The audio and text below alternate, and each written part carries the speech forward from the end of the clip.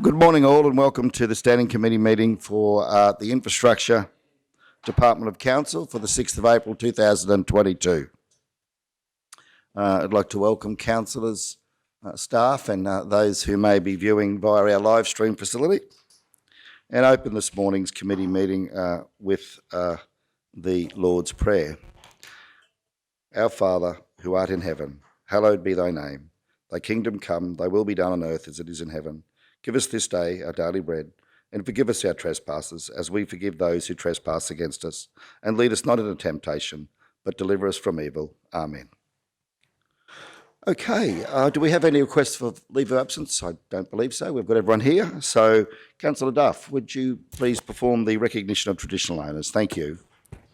Thank you, Mr. Mayor. I'd like to acknowledge country and the land where we meet this morning, the Waka Waka land, and acknowledge the elders both past, present and emerging. Thank you, Mr. Mayor.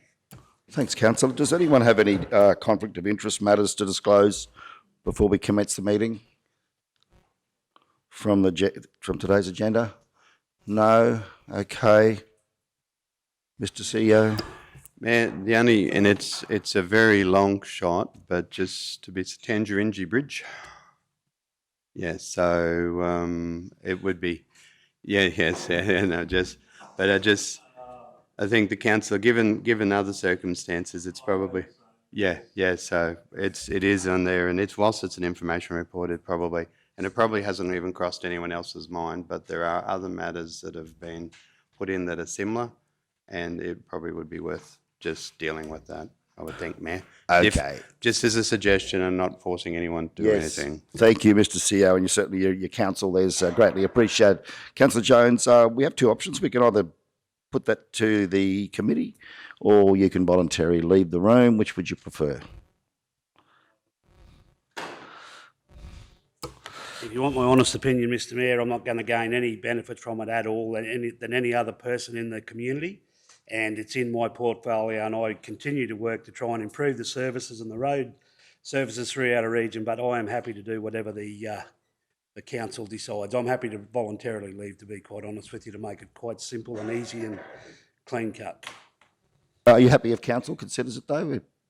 Happy for the committee to consider it? Yeah, for us to consider it? Yeah, okay. So through Mr. Mayor, I'd like to move that Councillor Jones stay in the room for that. Hang on, Councillor. We'll just need Councillor Jones to leave the room. So, Councillor Jones, if you could just step out momentarily, we'll deal with the matter and then we'll bring you back in. Thank you.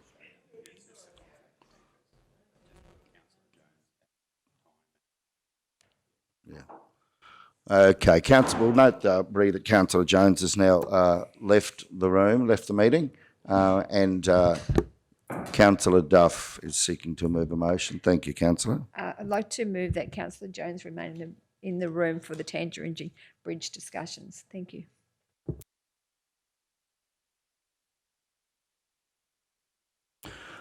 Okay. So, Council, we have a motion moved in relation to a declarable conflict of interest that the committee is comfortable that Councillor Jones can participate in the matter and stay in the room for the meeting. Do we have a seconder? Councillor Henson. Does anyone wish to speak on the matter? We'll go to the vote. Those in favour? Carried unanimously. Thank you all. Mr. CEO. Mr. Mayor, just for so councillors are all agreeing on the reasoning is that there's no greater interest than any other person in the region, and it would also be that it's a state-controlled road and council has very limited influence over it. Thank you, Mr. CEO. Does anyone object to those to that as the basis for the resolution? Okay, we'll proceed then on that basis. We can have Councillor Jones return. Thank you.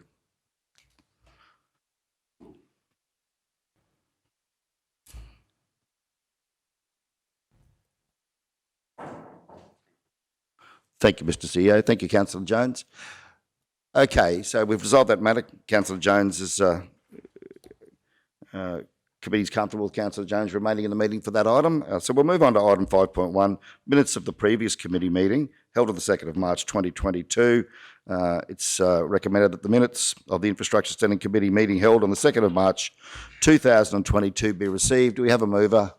That Councillor Potter, thank you. Seconder, Councillor Henson. Speakers? We'll go to the vote. Those in favour? Carried unanimously. Thank you all. 6.1 is the Roads and Drainage Portfolio Report. I'd like to welcome Councillor Jones to present his report.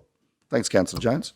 Thank you, Mr Mayor. And as always, it gives me great pleasure to present the Roads and Drainage Portfolio for the month of April. And basically, I'm just the presenter of the hard work that goes on behind the scenes from the men and women that certainly do their best for the community on these roads projects, and especially in these current times with the floods. So we start off with the current design and planning projects. You can see there's a number of key projects: Maidenville, Bunya Mountains Road, Wengenville there, Cumbia Streetscape, Glendon and Markwell Street Roundabout, George Street Car Park are the priorities. Minor projects is the Apex Park in Kingaroy, Corndale Road, Memorandie, Kingaroy Hospital entrance at Kingaroy there. So they're the design projects that are, or planning that is currently underway. Our capital works program, you can see there the Blackbutt CBD currently underway down there. I've got a bit of a report later in the presentation. Glendon Street, Markwell Street roundabout. Construction at the intersection of Glendon and Markwell Streets is currently underway. Kingaroy Transformation Project there, we're continuing on track there. They're doing a wonderful job there, the staff, and it's really starting to take shape. So looking forward to the completions around sometime October this year. Kent Street in Wandai, the upgrade to the school crossing and line marking. That hopefully goes through May, June. Cumbia Road, Cumbia, started in February, will can be completed in May, hopefully, if they can get a good crack at it with weather. Memorandie, Barkers Creek Road, Corndale, also an upgrade, a section from the unsealed to sealed standard between chainage 14.5 to 15.5, which will make a significant difference to that little bit of road through there. Oliver Bond Street in Kingaroy, extension of car park, curb and channel and drainage. Palmer Street East, Mergen, renewal of curb and channel between Perkins Street and Watt Street. Now, a significant comment here for the patrol grading, if there's any media out there watching. Due to the flood damage on the road network, the patrol grading program has been severely impacted as crews are prioritised onto emergency works, and inspections for restoration works are carried out. Undertaking the restoration inspections prior to any patrol grading is particularly important so that any eligible flood damage is not covered over without appropriate recording beforehand. Refer to attachment 1 for a full flood damage report. That is very significant to the public out there at the moment. So if anyone in the media wants to report anything, please give me a ring, because I'd like to get that out into the community, because I'm getting smashed with people that are ringing and saying that the roadworks, the grader operators shouldn't be employed, they shouldn't be doing this, shouldn't be doing that, and they just don't know the full story. And once you tell them, they're quite happy to accept what's going on, and they apologise for their comments. So that's something that I do believe as a council organisation we do need to let it out and get it into the community. Completed works for noting through March, the design and planning projects, Kingaroy Transformation Project, detailed design of shared space in Glendon Street, Rail Trail Head and Bank Gallery. That's 100% complete. Our gravel resheeting, Ellis Creek Road, that was a full gravel resheet, went through February, March. Our roadside slashing, and there's a whole heap of, a list of roads that we've been there, and again, these people are just chasing their tails at the moment, and sometimes it's even too wet to get onto the roads to slash, but they're doing a wonderful job out there trying to present our region in a very positive way. You can see there, we've got some graphs there, the infrastructure works, customer requests for year to date. You can see it all there. People that are watching live stream, you can get on the website and check this all out.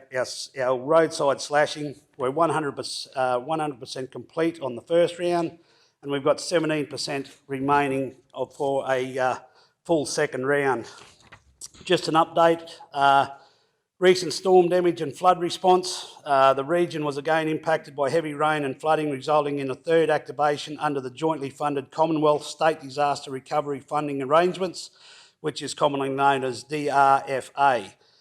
Following the South East Queensland rainfall and flooding, 22nd February, 7th of March 2022. Council crews completed all emergency works under the November event in early March and will complete all emergency works under the January event by early April. The network is being re-inspected under the February event, with all emergency works to be completed by late May 2022.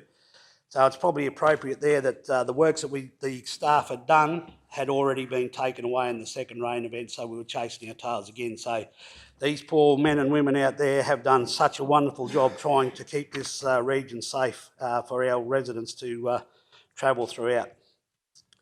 So far, more than 480 sites have been identified as requiring emergency works from the February event. In some instances, these sites have been repaired twice already following the previous events. 2 subcontractor crews continue to clear blocked road culverts as part of the immediate reconstruction works response.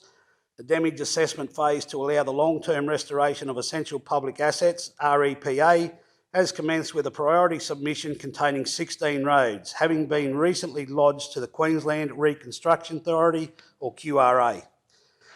3 invitation to offers have been released to the market capturing the priority roads. The offers received are currently being evaluated, with construction expected to commence following the Easter holidays. Council has completed the additional Rackus road inspections for further capture evidence of damage across the network, which will support DRFA submissions. A review of data is underway to identify roads which will need to be re-inspected due to the February event.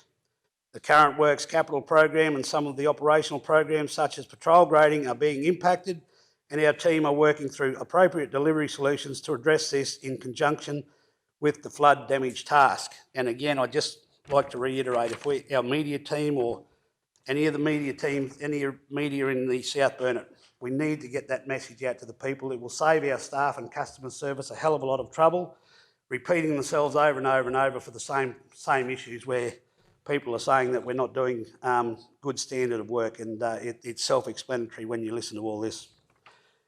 Finally, I'd like to just give everyone a Blackbutt CBD update.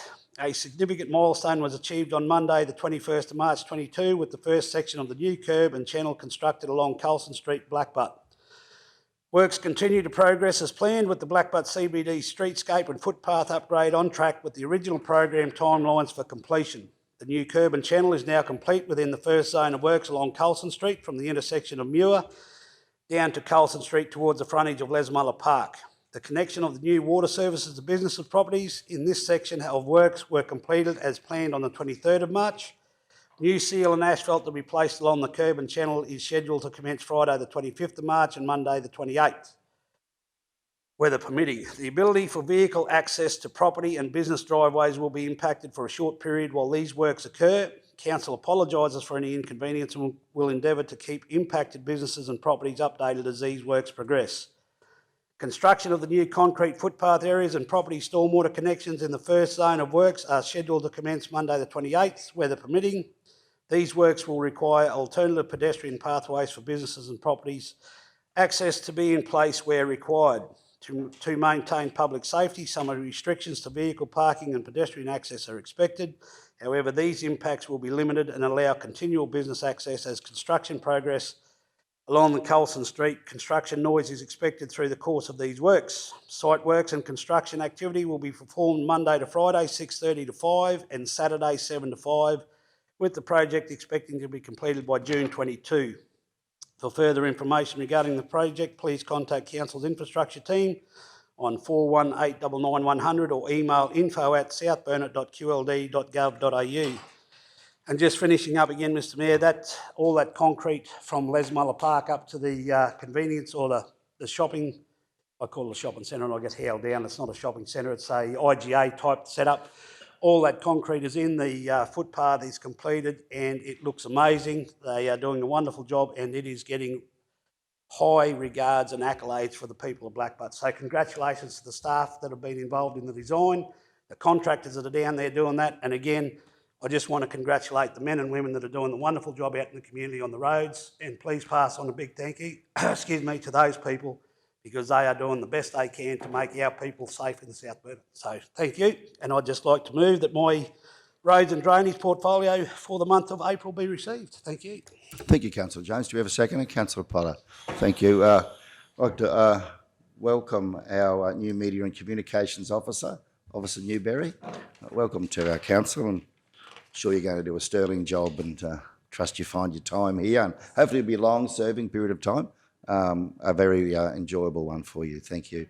And if we could perhaps just note, Councillor Jones, could you work with our media and communications team perhaps to get a roadworks flood response media release out, that'd be wonderful. Thank More you. than happy to. Thank you. Thank you. Councillor Duff. Thank you, Mr Mayor. Just wanting a question on that recent storm damage and flood response. It says here that there's 16 roads are listed as restoration of essential public assets. Is it possible for us to get a list of those roads so we know, or are they in the report? And also, is Silverleaf Road on that list? General Manager, thank you. Yep. Thank you, Mayor and Councillor Duff. That is, I will pass the detail through to my colleague Kev, but we make submissions progressively. So that is just the first submission where we grab the, and Kev will add information to it, but we grab a key area so that the works will be co-located, a certain type, and on a group of roads that we deem as the first to get away, and it's just where we started. You will see progressive submissions going through to QRA over time, and of course you will also see progressive procurement of the contract resources to assist us where we need it in delivering those works. So it's a package by package progressive process, but I'll pass to Kevin for the detail. I think Jed's summed it up, but certainly I can provide the 16 roads that we currently have. So that's submission one. We'll probably end up with probably half a dozen submissions through as we progress, but certainly happy to provide that information. Through you, Mr Register, thank you. So are those roads that, so do we end up putting every road through that process, or are they just the roads of high priority? And is it, are they prioritised by the ones that come in first, or how does it work as far as the works getting done? I guess if you put them in first, they're the ones that are most likely to get approved first. Yeah, that's correct. So these ones were essentially the first roads that we inspected and had the formal assessments done.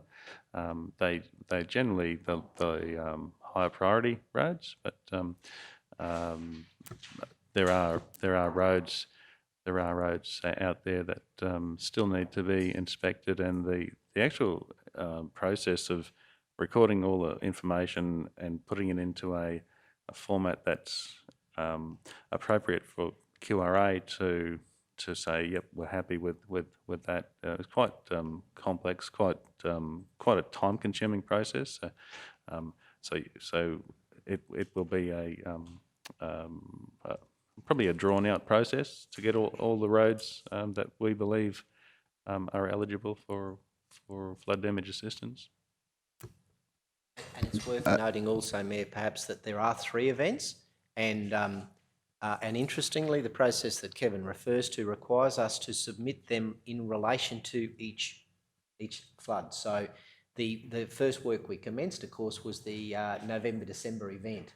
I imagine that they relate to that first event, so which of course was focused in part of our region and not common in every respect to the later 2 events, which tended to be further north. So complicated, but it is a process that is able to assist council with very large amounts of funding to assist us. So we just have to follow that process through. But certainly we've started with that first event.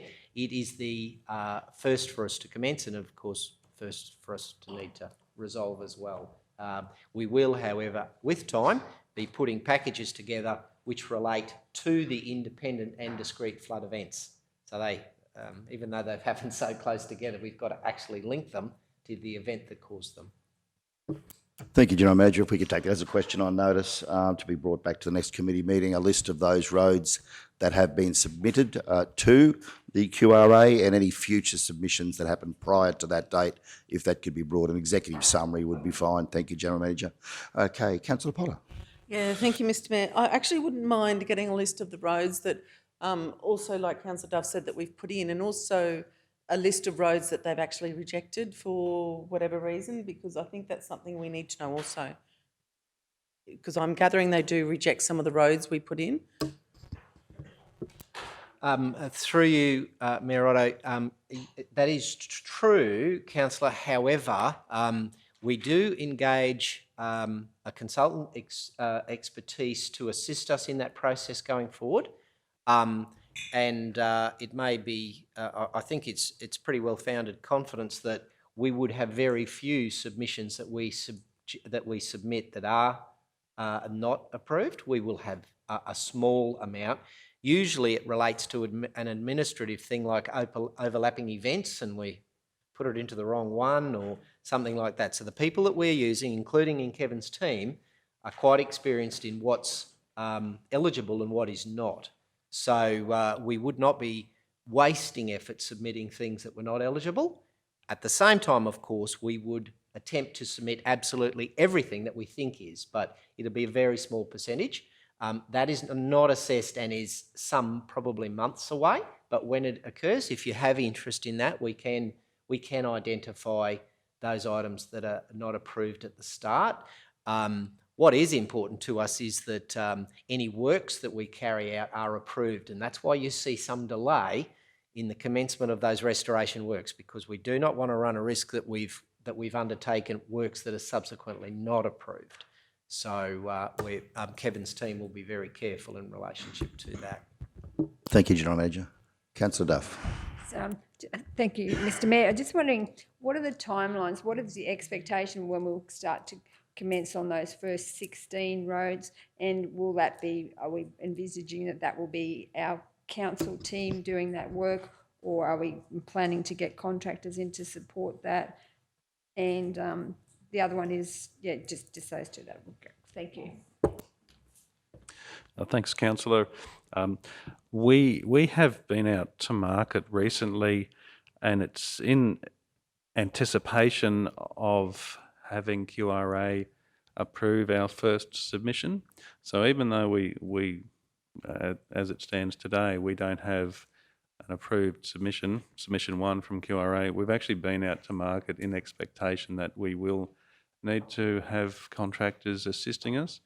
And so that's essentially the 16 roads, and we've part of the invitation to offer was we've actually split that up into 3 geographical areas to essentially break the work up.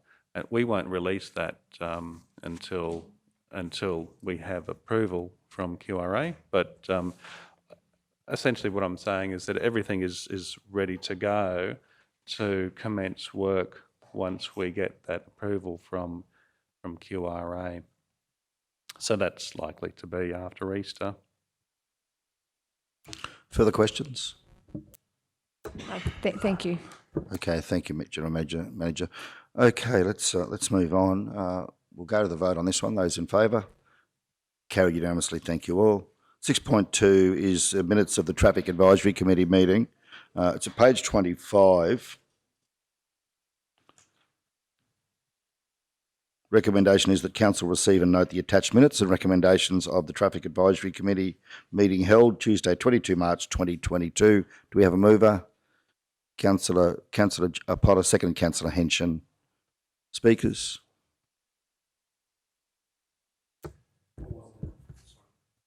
Yeah, Councillor Duff, did you wish to speak? Yes, go ahead.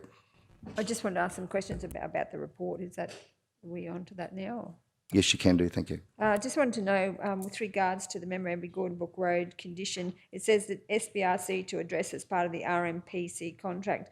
So what are we doing with that road? I know it's a state-controlled road, but part of that contract. So are we planning to do some gravel resheeting, or what's the plan with that road? General Manager. Through you, Mr Mayor. Yeah, Councillor, the discussion that was held at that meeting was that it was to be managed as part of normal RMPC operations. In the view of the TMR officer that was present, reviewed the request, and whilst I don't have the details associated with what the actual action is that was required, in his opinion, he said this is not really a traffic advisory issue. This is routine operations and maintenance that can be performed under the RMPC contract. So it wasn't elaborated on at that point in time, and it was felt that it could be managed through alternate means. Councillor Duff. I just want to know about the Kratzens Road one. I noticed it's noted here about the S bend, and we were negotiating with the Piggery developer. I'm just wondering where that's at with regards to the possible portable signage and all of that area of what we'd planned with with that part of the road. General Manager O'May, thank you. Yeah, through you, Mr. Mayor. Yeah, so we have been talking with the developer. So this caught up with the planning requirements for that development out there. So we have issued the we have issued a show cause notice to, and they've responded. So, but just in the process of negotiating on that, but it does look hopeful that we will be able to have a solution very shortly. But yeah, I just probably not go into that in open meeting. I think we'll leave it there. Thanks, General Manager May. That's a satisfactory response. Any further issues? Councillor Shoemaker. Not an issue. Thank you for the report. Just wanted to understand a little bit more the safety issues at the pedestrian crossing on Henry Street adjacent to the pool. There's a report there that says we've received multiple customer requests in relation to it. However, there's no recent crash data on the crossing, and so DTMR have issued their response to the customer request. I just wondered, does that issue now, like, is that done and dusted, or are we going to continue looking at parking and safety options in that area? Like, just very mindful that's a really live issue. Through you, Mr. Mayor, the request was actually brought to the table by Main Roads itself, and they were seeking feedback from councillor and QPS in relation to observations in that area. So we were aware of historic customer requests associated with it, but Main Roads were interested in our opinion. There is reasonable visibility of that pedestrian crossing, and the lighting there does operate. There was nothing that we could really add that Main Roads were not already familiar with, and they were seeking local guidance, I suppose, on what we view and what we hear. And Queensland Police were of a similar opinion. So it is something that we have historically discussed, but there hasn't really been found to be many issues technically and operationally associated with it. So we left it with Main Roads to close out. And the other one I just wanted to ask about was the heavy vehicle decoupling in Pound Street. If you could just give a bit more of a summary there around what's actually happening and what our plan is, what we're doing. It says, just like to understand that better. Through you, Mr. Mayor, this has become a bit more of a prevalent issue in the way that we're starting to see trailers decoupling down on Pound Street, particularly between Knight Street and Avoca Street, that area adjacent to the old council depot site down there. In recent times, and we're starting to get into those hours of reduced daylight, and we're starting to see a bit more fog going on as well. The interest that we have here is needing to work with Main Roads about where do we site those facilities. There's obviously a genuine need for something in that area, and the infrastructure to support those operations needs to exist, but we need to find where is the best spot for it, because Pound Street is probably not the best location for that at this point in time. But we need to have the alternative, because the business still needs to continue. But we need to work with Main Roads on how do we actually get them to somewhere to perform that action. So this one was not able to be actioned as part of the TAC, in all honesty. This needs a lot more thought, and it's a project in its own right, and it's probably broader of our it's part of our broader interests with heavy vehicle issues in the area. So we want to work with the state on this, but there's not much that we've been able to achieve as part of this particular meeting, unfortunately. Yeah, thank you for the summary. Manager, in relation to on page 28, Kingaroy Barkers Creek Road, consideration of speed limit reduction to 80 kilometres an hour. I noticed there at item change 8.5 to 16.998, second last item there, 6 crashes recorded in 5 years. Alignment straightens out and does not warrant speed limit reduction due to single lane seal with I'd appreciate committee receiving a better understanding of that and what TMR's perspective is there. It is a state-controlled road, as we understand it. There has been significant community endeavours to have this road addressed, particularly the single lane section, and there's been significant concern raised by residents as to the safety or lack thereof in relation to that particular change from 6.5 to 17 due to that single lane width. So I'd be, appreciate an update on that and any advice as to future advocacy through the TAC on that particular issue. Knowing the road quite well, it's a concerning section of road, that one. Yeah, thank you. Mayor, I might just introduce the topic and then pass to my colleague, of course, for further detail. This is specifically related to the speed aspect of it. So the response coming out of the TAC, and particularly from the DTMR representatives, relates to imposing speed restriction. Now, those speed restrictions are applied upon a technical basis, and we have really strong guidelines how to apply them. And I think I'm probably preaching to the converted, but speed reduction on open network in areas where there is no surveillance really breeds contempt for traffic controls and signalisation and general roadside pollution almost. So there always is a reluctance under guidelines to impose speed reduction in open road network. If it's not enforced, you encourage reasonable people not to follow it. A concept called a speed environment relates to a driver's perception of how fast to drive on this road. So the commentary that is included in there, from my experience, relates to the perception of what the safe speed environment is on a certain section of road. So you've got many areas within our network and every other authority's network where it's open. In the old days, it used to be signed with a black circle and a cross. That meant not speed limited, 100k not recommended, basically. You need to drive to the condition of the road. The speed environment leads to a parameter that we measure as the 85th percentile. So that's the speed at which, below which 85% of the vehicles travelling through that segment stay under. So the commentary here is all about speed and speed restriction and the application of legislated and implemented speed controls. I think what you're referring to, Mayor, is the advocacy that we need to put forward in relation to the improvement of that highly important road. Oh, no, my comments are restricted to the 80-kilometre issue. To the 80K? Yes, thank you. Oh, okay. Well, in relation to the dealing specifically with that, those application of those speeds relate specifically to the MUTCD and the application of those engineering principles to it.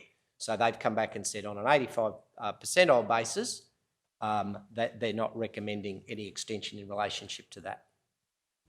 James? Thanks, Jed. In addition to that, this section of road is around further to the east of North Branch. So this is when you get down the bottom of the Bowie Range, and it's around that, carrying that all the way through to the Burnett Highway. So the 80Ks, for those who are not aware, extends all the way from the edge of town out past Redmonds, and then we start going through the curves and then going down the range. Essentially, the review of 80 kilometres went all the way out to the Burnett Highway. There was a whole of road assessment that was done as part of that, but due to the reasons that Jed just mentioned with single lane seals, what you do, particularly in rural road environments and single lane seal operations, you don't actually seek to advise speed on single lane road seals. You look to default back to traffic principles of 100k an hour regulatory speed, but the environmental speed, the conditions that go with that is similar to a gravel road. In all honesty, it's approached and assessed in a very similar manner, and they've basically said, due to those single lane profiles that we have out on that road, we're not looking to change that. We'll keep that as 100 based on the understanding of all drivers in areas that single lane roads don't have their own speed because they're treated identically to unsealed roads due to the prevalence of weather conditions impacting on those roads. Thank you, Manager. Yeah, comfortable with that explanation. Thank you for clarifying such. The other one that community have responded to is Taylor's Road has been reduced to 80 kilometres an hour. So that's at the western end there, coming down to the Bunya Highway. We go across the intersection to Mears Road, M-E-I-E-R-S, have I pronounced that correctly? And there's been some community concern that there's been a high volume of accidents there. Now, they may not be necessarily fatalities, but certainly a high volume of accidents that have been noticed and reported to police by local residents. Is there any scope for under those regulatory arrangements, reducing Mears Road to 80 kilometres? Through you, Mr Mayor, of course. With Mears Road, we've probably not been able to observe the quantity of reported traffic accidents based on what we see in the system. And we have liaised with Queensland Police around this to understand how to get a supportive argument to justify upgrading Mears Road. Certainly don't disagree that there are elements of that unsealed road that could contribute to the accidents, but what we're seeing in the system may not necessarily align with some of the commentary that is out there, and we really are needing some of those statistics to support any sort of funding application or to really work on any opportunities to go and do something about that. We have issues right at the western end with the West Road and Weens Road intersection, and then also the interaction that goes with the rail trail that intersects through that S-bend as well. So there is some probably some inconsistencies based on what we're observing, and would really welcome the opportunity to work with those individuals if there's something more that we are not aware of, because we don't seem to be fully appreciating the quantity of comments that are out there at this point. So just to answer the question, within the regulatory requirements, is there scope to reduce it to 80 kilometres an hour should data support such? At this point in time, I think it would need to be highly scrutinised, Mr Mayor, in the fact that we would need to be prepared to treat Mears Road differently to any other unsealed road that we have in this region in looking to reduce it down from 100 to 80, because I'm not aware of any other case where we have done that. And across local government industry in general, it isn't something that is done, in all honesty. So if there is something there that we need to go and investigate and bring back a report, then we're happy to do that. But it isn't something that is commonly done, in all honesty. So just in terms of explaining that to the residents on Mears Road, just so we can understand the technical differences and the reasons for that. Taylor's Road, we've reduced that to 80, but Mears Road we haven't. Is that due to the different seal, gravel versus bitumen, or is there another reason for that? I'd just like to be able to provide an explanation to the residents. Thank you. Yeah, thanks, Mr Mayor.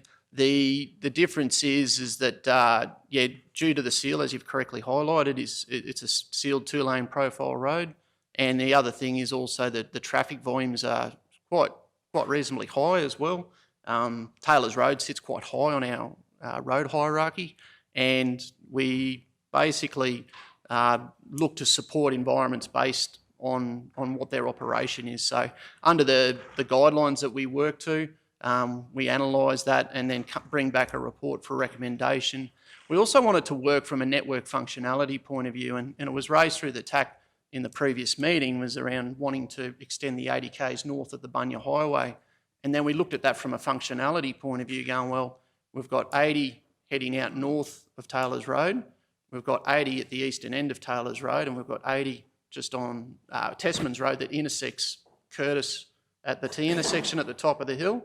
And then we've got this isolated section of 100 k's in the middle. So we looked at it from a number of angles, and given that there has been historic discussion around what the speed environment should be for Taylor's Road, understanding the future planning interests in that general area as well, we thought that there was an opportunity to just address it once and for all, and not for all, that's probably not the correct term, but there is an opportunity there just to make that somewhat consistent for people to use that general area.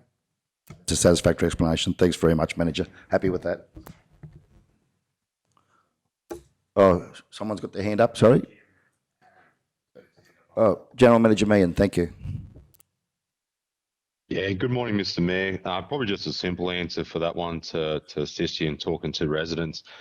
We don't sign unsealed roads because the condition of the surface can change. So if we were to sign that at 80 kilometres an hour and the road deteriorated in wet weather down to 60 or 40, we can be held liable for that. That's generally why we don't sign unsealed roads. Yeah, thanks, Aaron. Yeah, I'm comfortable with that. Thanks, gentlemen. Okay, Councillor Potter. Thank you, Mr. Mayor. Look, I know we discussed having the 80k zone out to Taylor's Road, but I don't on the Bunny Highway. That hasn't actually been done yet. Do we have an idea of when or if that is actually going to happen? Through you, Mr. Mayor, we asked exactly the same question, Councillor, as to it hasn't been observed to have been done yet, and we were seeking an idea on when it would be. Main Roads were proposing to come back to us with a date, and we haven't received that information yet. So happy to make that available once it becomes known.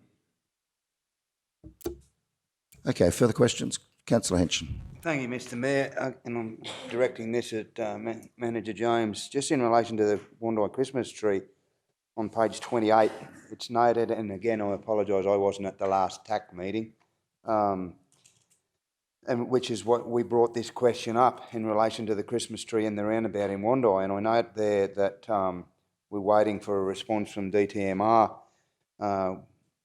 in relation to distractions. There's a concern there from DTMR. On page 27, DTMR's concern regarding driver distraction. And then on page 28, we're to issue a formal letter. So I'm happy to take that on notice, and no doubt similar to the question Councillor Potter's just raised. That being said, could I just note also that we've got plans to have community consultation there.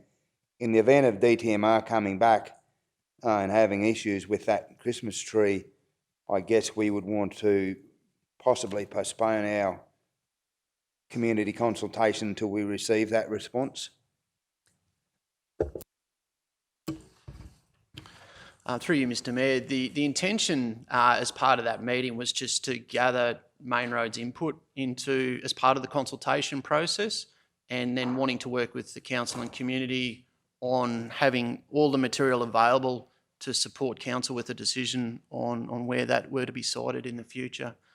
We wanted to bring in a road corridor management interest there, given that Main Roads look after that highway through there, and wanting to make sure that they are engaged and aware of council's project up there, and just wanting to make sure that they're fully across it in order to help support council with what direction is best to proceed with. Okay, thank you, Manager. Any further speakers? We'll go to the vote. Those in favour? Carried unanimously. 6.3 is the Kingaroy Transformation Project update. That's at page 32. Welcome Project Manager Meehan to provide the report. Thank you, Aaron. Yeah, good morning, Mr. Mayor and councillors. Through you, just a brief update from us this month. Obviously, we've got works pouring out on Kingaroy Street at the moment. We're currently working on the intersection, setting up light poles and lights, and also construction of the rail trail head there also. At this stage, we expect that intersection will reopen the traffic on Haley Street towards the end of the week with those lights operational. Obviously, we'll still have works to do on the Bank Gallery corner and also down onto Kingaroy Street opposite Coppards and the CBA, and that'll continue on for a little bit longer yet, probably another week or two. And hopefully we'll have that reopened as soon as possible. We've been fairly busy with a lot of concrete. Most of the parking has been restored on Kingaroy Street. Our concrete teams and our civil teams have been doing a really, really good job. We have been a little bit fortunate with the weather. As this section here, we're not ripping out as much road, so we haven't been as exposed to the storms that have come through. So we've been very fortunate with that and making good progress. The large amount of telco works has been finished through there. Also, around in Glendon Street, we've obviously started construction. Currently working on the eastern side there with our telecommunications and power infrastructure that's going in there. We expect that we'll start putting some closures in place in Glendon Street in the next week, or if not the week after. And we've started communicating with those businesses to make them aware. So we're also aware that there's a concert that's coming up there. I think it's this weekend. Parking that will still be available for those events through there. Just with our progress across the board is being fairly good, particularly over the last 6 weeks or so. Just with our budget, we haven't updated our budget further since we're out to forecast at the moment with our fit-out works. We're currently out for the structures and also the surfacing, painting and furniture. We expect that work will commence fairly shortly, probably post-Easter by the time we go through the procurement process and have a look at those. Following that, we'll be able to put a forecast through, which will basically estimate the project through to its completion at that stage. Just there with our program, obviously we've got a lot of work happening in April. The site will be shut down largely over Easter. I think that's a good idea for just that we don't impact as much on that Easter trade, but also to give our workforce a well-earned break.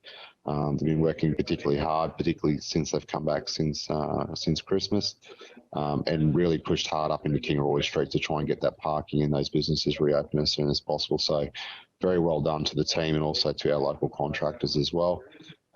Just with consultation and communications, the team's been out and about talking to businesses across the board. I know that we've had a number of staff away, and also a number of the councillors have been in and out at different times. So we're looking to give that a large push post-Easter too. One of the big ones, the feedback that's come through, is the cleanliness of the footpaths through the KTP area. We will have Aaron go through, and similar to what we did up in Mergen, start those discussions with businesses around encouraging them to keep the footpath clean in front of the businesses, what they can do and what they can't do. But that'll be a big one in the post-Easter to go through, especially as we start to spend a bit of money on fit out and, presentation through the CBD.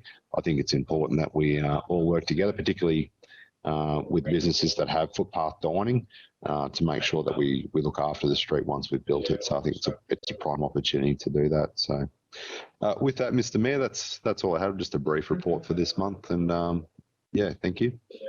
Thank you, Project Manager. It's recommended that Council note the attached Kingaroy Transformation Project Update Report for information. Do we have a mover? Councillor Jones, seconded Councillor Henson. Speakers? No? Okay. Councillor Schumacher. Thank you for the report. Just one question, just in relation to, had quite a bit of feedback in relation to the gardens that are not yet planted out in Hayley Street, and just sort of keen to understand the time frame for those plantings, when that's going to occur. I've noticed, particularly on weekends, I was in the street on Sunday, and unfortunately some of our traffic cones and things are put in places they shouldn't be, and fencing and things knocked over the weekend, which I know can't be avoided. But those empty garden beds really do, I think at the moment, entice some behaviours that we don't want to see in our community over the weekends.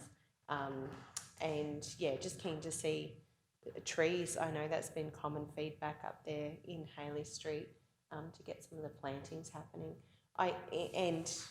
Just keen to understand the time frame for that, Aaron, particularly mindful of winter coming in as well. Project Manager. Yeah, thank you, Mr. Mayor. Through you. Thanks for the question, Councillor. I fully agree with you, actually. One of the discussions we had yesterday afternoon was around going through and actually completing all of the landscaping in one hit this month. I have the final landscape plan on my desk today to go through with the team. Our intention at this stage will be to try and procure those plants this month and actually plant out both Kingaroy and Hayley Street at the same time, so that we can get them all established. Mindful too that April, May is a good time for us to try and get those plants in, obviously before winter. With what we've been doing and when you come for a site tour later in the week, Dougie and the team have actually started filling every garden bed again as of yesterday, particularly along Haley Street to top them up to put them through. What will also happen is too, and I'll just mention with council, one of the things that we've had issues with is obviously the power lines in Haley Street. So we've got the revised tree locations for that, depending on the location of those power lines. Also, with those structures too, we are looking, the two near the pubs, we were originally going to put them off the ground, but at this stage we plan to put them on level with the ground. Two reasons for that is the power lines. There's power poles that are interfering with those structures. We originally had ramps coming up on the footpath. So our landscape architect's been able to design that we can keep those structures level with the ground. That allows us to use more space on the footpath, which creates more dining area for those areas. And also it removes the need for disabled access, which means that people who need access with a disability can come in and out of the same entrance as everyone else, which I think is a great inclusive outcome. Once we finalise that design, we'll be moving forward to landscape and put those slabs down on each of those corners as well, which will enable those gardens to be completed, which means we can then remove the fencing as soon as possible. Because I do agree with you, I think it needs a tidy up through there. So hopefully once we get that structure design through, we'll be able to put those slabs on there straight away and then basically close out the landscaping elements over the next couple of weeks. So, but we will proceed with the planters and also the other garden beds that are in at the moment, hopefully within the next 4 weeks, if not sooner. Yeah, thank you. That's great news. And just supplementary question to that is just in relation to the irrigation in Alfred Street and the watering of the existing plants. Like, are we now in a consistent kind of program and that's happening regularly? I know they've been supported by the rain, but just some of them were looking a little bit sick over the weekend. I just thought I'd ask the question. Yeah, through you, Mr. Mayor. Yeah, again, Councillor, I followed that up after our last meeting. There's a reply to my question or notice later in the report, but I'm happy just to touch on that now if that suits. I have met with the Parks teams 3 times since the last meeting to go through that. A couple of issues raised is there that we do have a consistent watering program in place and also a maintenance program there. Peter and his team are going to designate resources there 3 or 4 hours a week, which they'll basically move through on a rotational basis through the streets to bring them back. One of the issues they did raise and which sort of caught me a bit by surprise was the plants that we've used there are a good plant because we've got them out on Rogers Drive roundabout and they've been pretty well performing for us. One of the issues that Damien raised is that the high rainfall events that we've had have actually probably caused the plants to deteriorate as opposed to the dryness, if that makes sense. It's actually the same effect as overwatering because I raised the same issue about a few of them being in distress, that the watering may be inconsistent.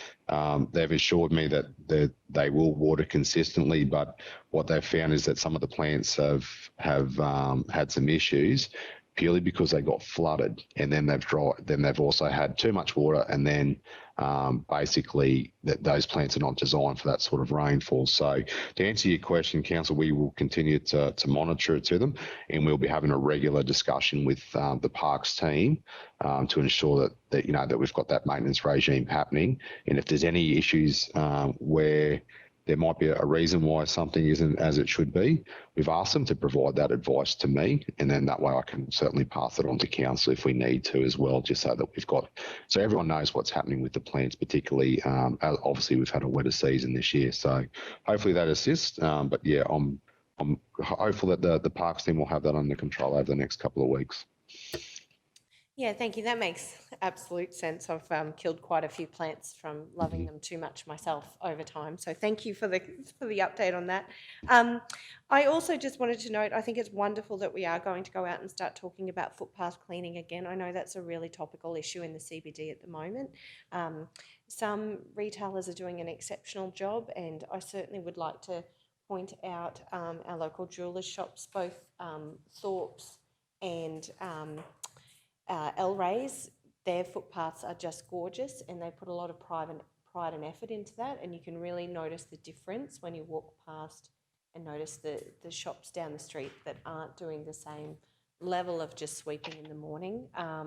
It really does make a difference, and I think, yeah, really grateful for the time you're going to spend in the CBD and talk with business owners about that, because very mindful of the disruption in the CBD and how that has disrupt normal operating and what people are doing to respond to that. So, yeah, thanks for the update, and thanks for that focus. I think it's really important that we all work together to maintain the infrastructure that we're building so that it lasts the next 50 to 100 years. So thank you.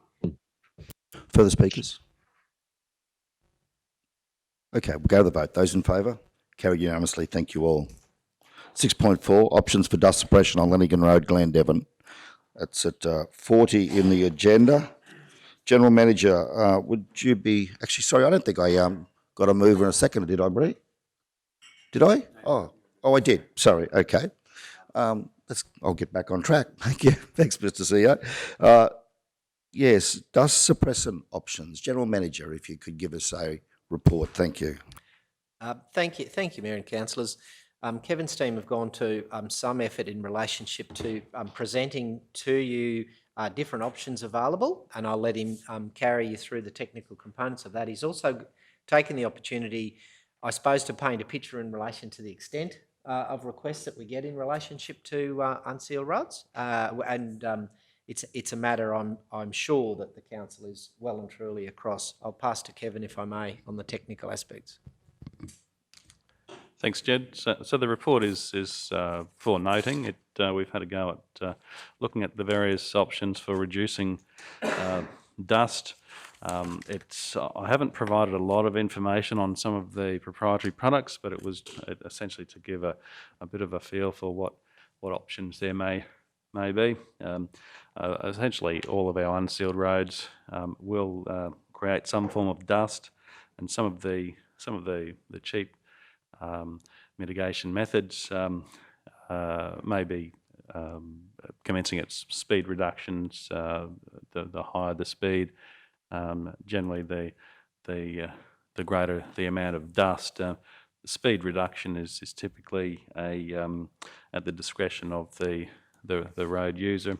Our current standard of unsealed maintenance is a wet grade, and that does provide some short-term reduction in dust mitigation, but it's not the purpose for what we're using our wet grade for. Bitumen sealing is the ultimate in dust reduction. It's obviously the most expensive as well, but it's the only permanent way to get rid of dust issues. And then we move on to the essentially the intermediate solutions, if you will.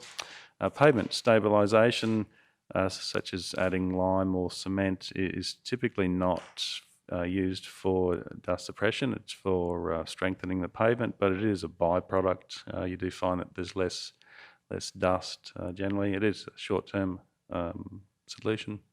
And then we get into the dust suppressants, and there's a myriad of material and types, binders, polymers, and all sorts of things. Typically, you would with a dust suppressant, you would add it to, say, a water truck, mix it in with your grading. You can either spray it on top of a road or rip the pavement and blend it, which is a superior end result.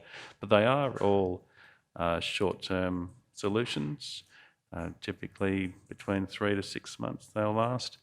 I have provided some information down there towards the end of the report, which just highlights some of the roughly the cost difference between what our current service level is, which is a patrol grade once a year, compared that to what it might cost us to do if we were to do a dust suppressant, and that's in the order of about $4,000 per kilometre.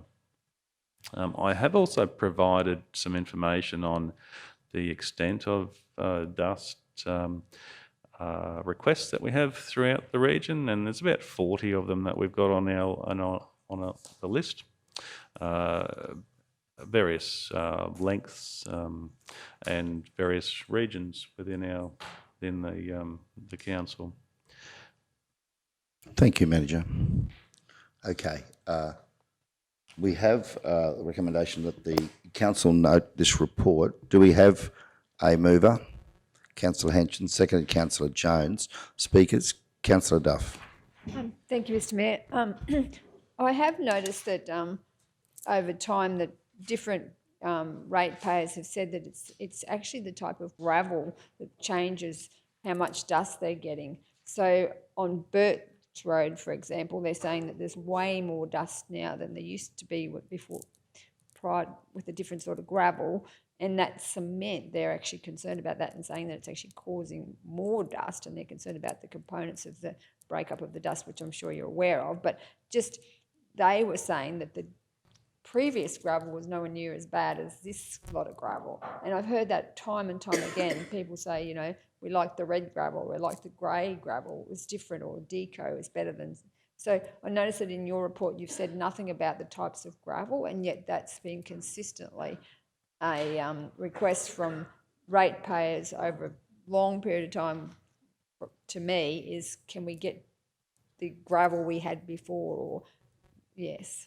So I'd just like some feedback on that one. Thank you. Yeah, thanks, Councillor.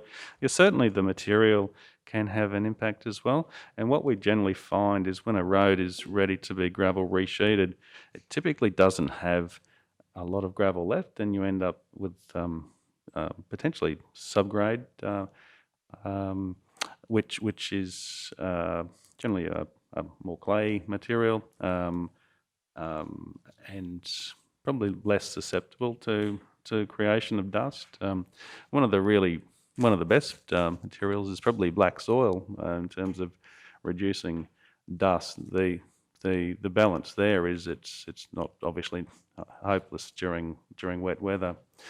So there are the material in Birch Road. That was a product we got from one of our private companies that we do use, and it the material does vary.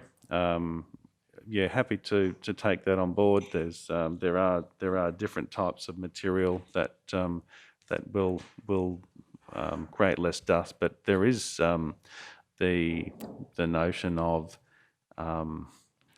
potentially carting material that might be good for or better for dust a lot further away. The material may not be particularly close to where we're doing the work, so there are those other aspects to consider. Thank you, Manager. Just in relation to that Burt Road issue, supports your explanation. I think that the northern end of Burt Road, which was an older pavement, we actually had the residents demonstrate that. We had some vehicles going up and down the road, and one could visibly see the dust, the level of dust that was coming off the road at the northern end, which I think was the older gravel pavement, was far less than the new section where we were seeing, high volumes of dust coming up off that new section of road. Yeah, so that probably supports your explanation in relation to those subgrade materials.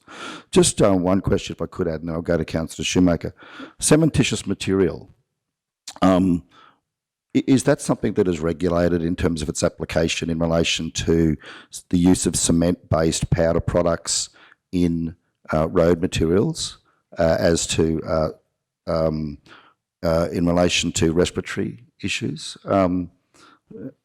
Just want to make sure that I understand, is that a regulated product, cementitious material? Thanks, Mayor Otto. No, the answer is no. And cement stabilisation for the purpose of increasing strength is used really widely.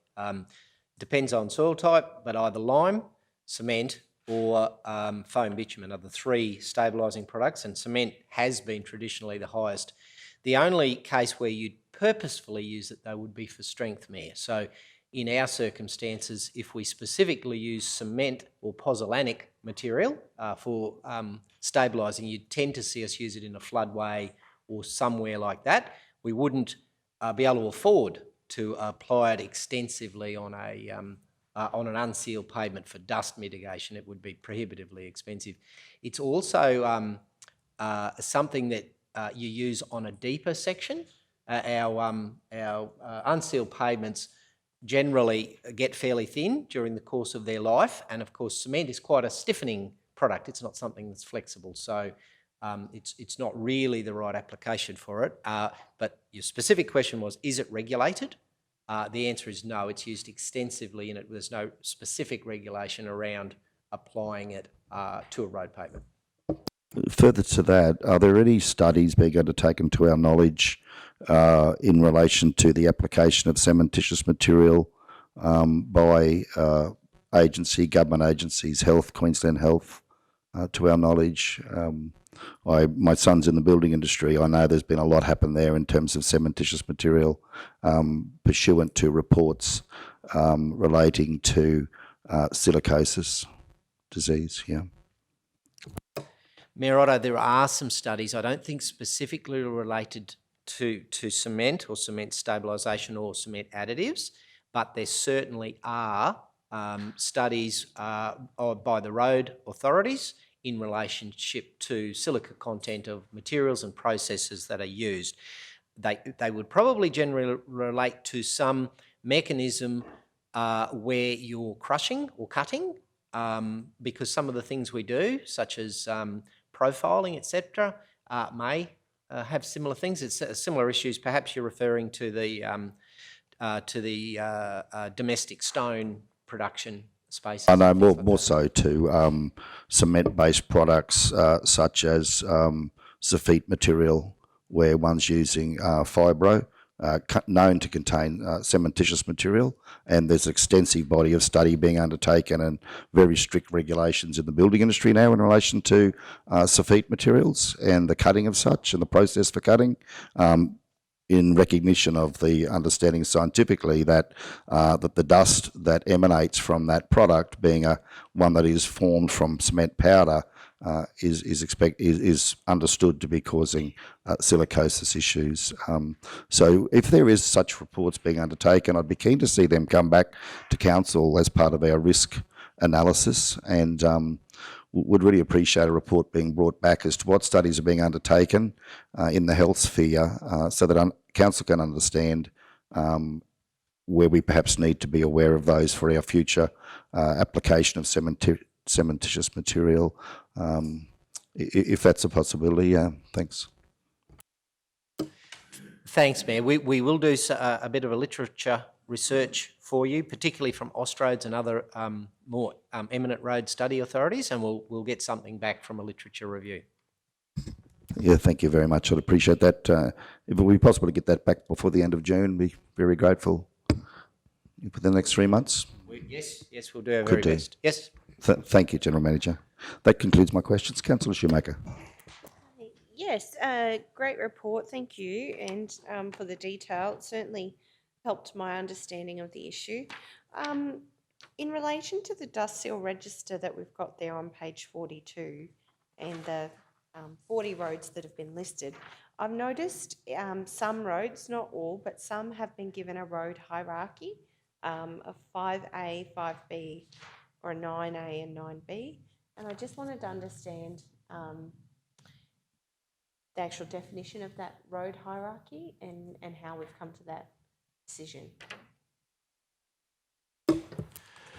Yeah, thank you, Councillor. So that's our overall road hierarchy, and I'm happy to send our complete list of the various roads and how they relate to the hierarchy. But essentially, you've got some urban roads in there and some rural roads, and they're generally looking at the collector type roads, access roads, which has a contains some criteria around what you would typically expect a collector or an arterial road or access road to be, and it's really intended to give some priority towards if a road has a higher higher order as such, that it may be considered a higher priority issue.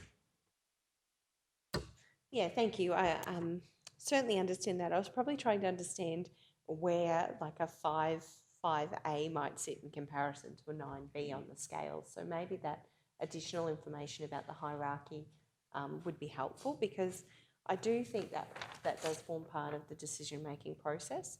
And my other question was just in relation to the bitumen sealing. Of course, ideally it would be wonderful to wave our magic wand and seal all 1,571 kilometres of unsealed road in the region. I just wanted to understand, in terms of cost per kilometre to take a gravel road to a sealed condition, approximately what kind of cost are we looking at?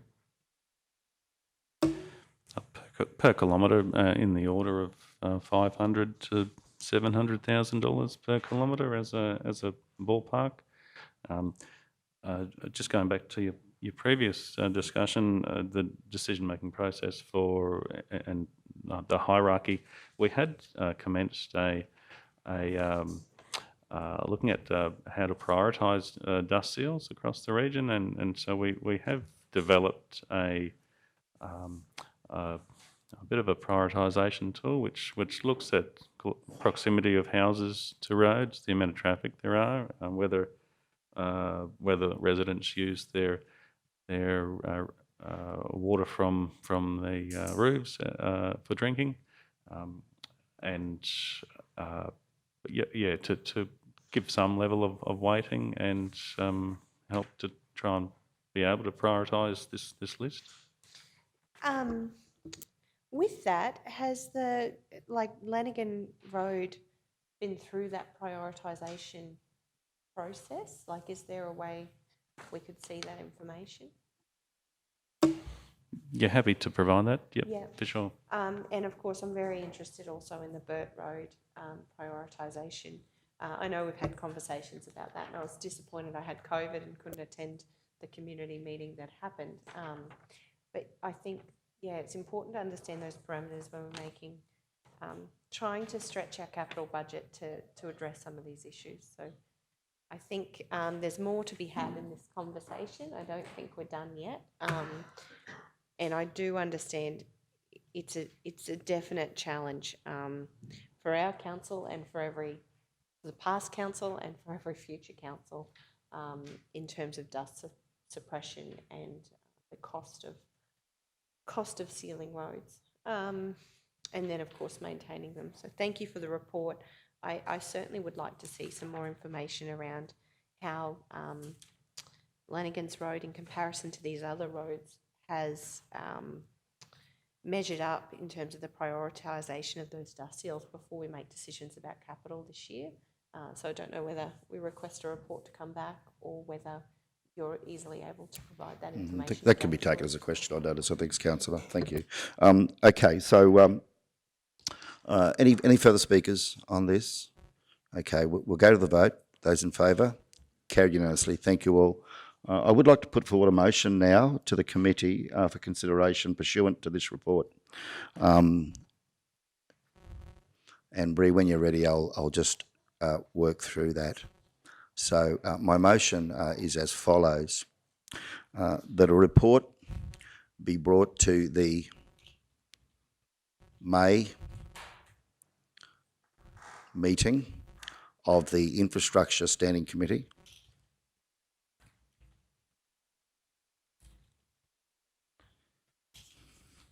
outlining the proposed application of a proprietary dust suppressant through a ripping and compaction. Ripping, thanks, Bree, and compaction process to Lanigan Road Glandevon, Glandevon, Glandevon, as a trial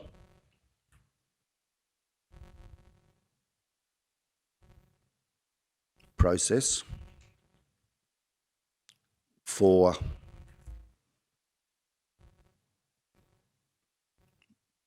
better understanding the effectiveness of such for so as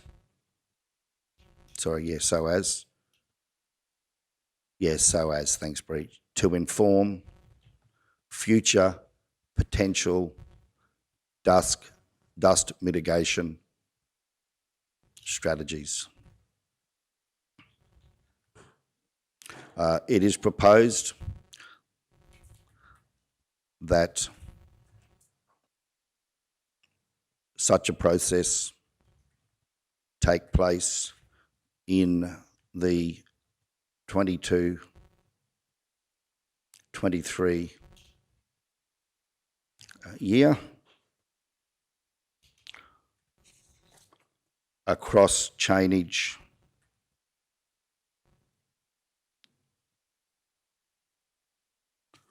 just got to get this working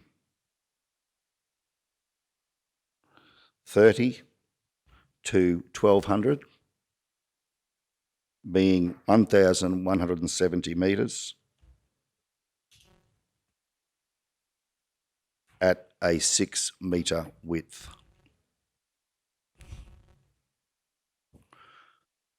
Okay, so I have the motion there. Do we have a seconder for such? Councillor Shoemaker, thank you. I'll just speak to that motion. I think it would. I can see here on this list that there are a number of roads that have been identified in the hierarchy that may warrant dust suppression strategy.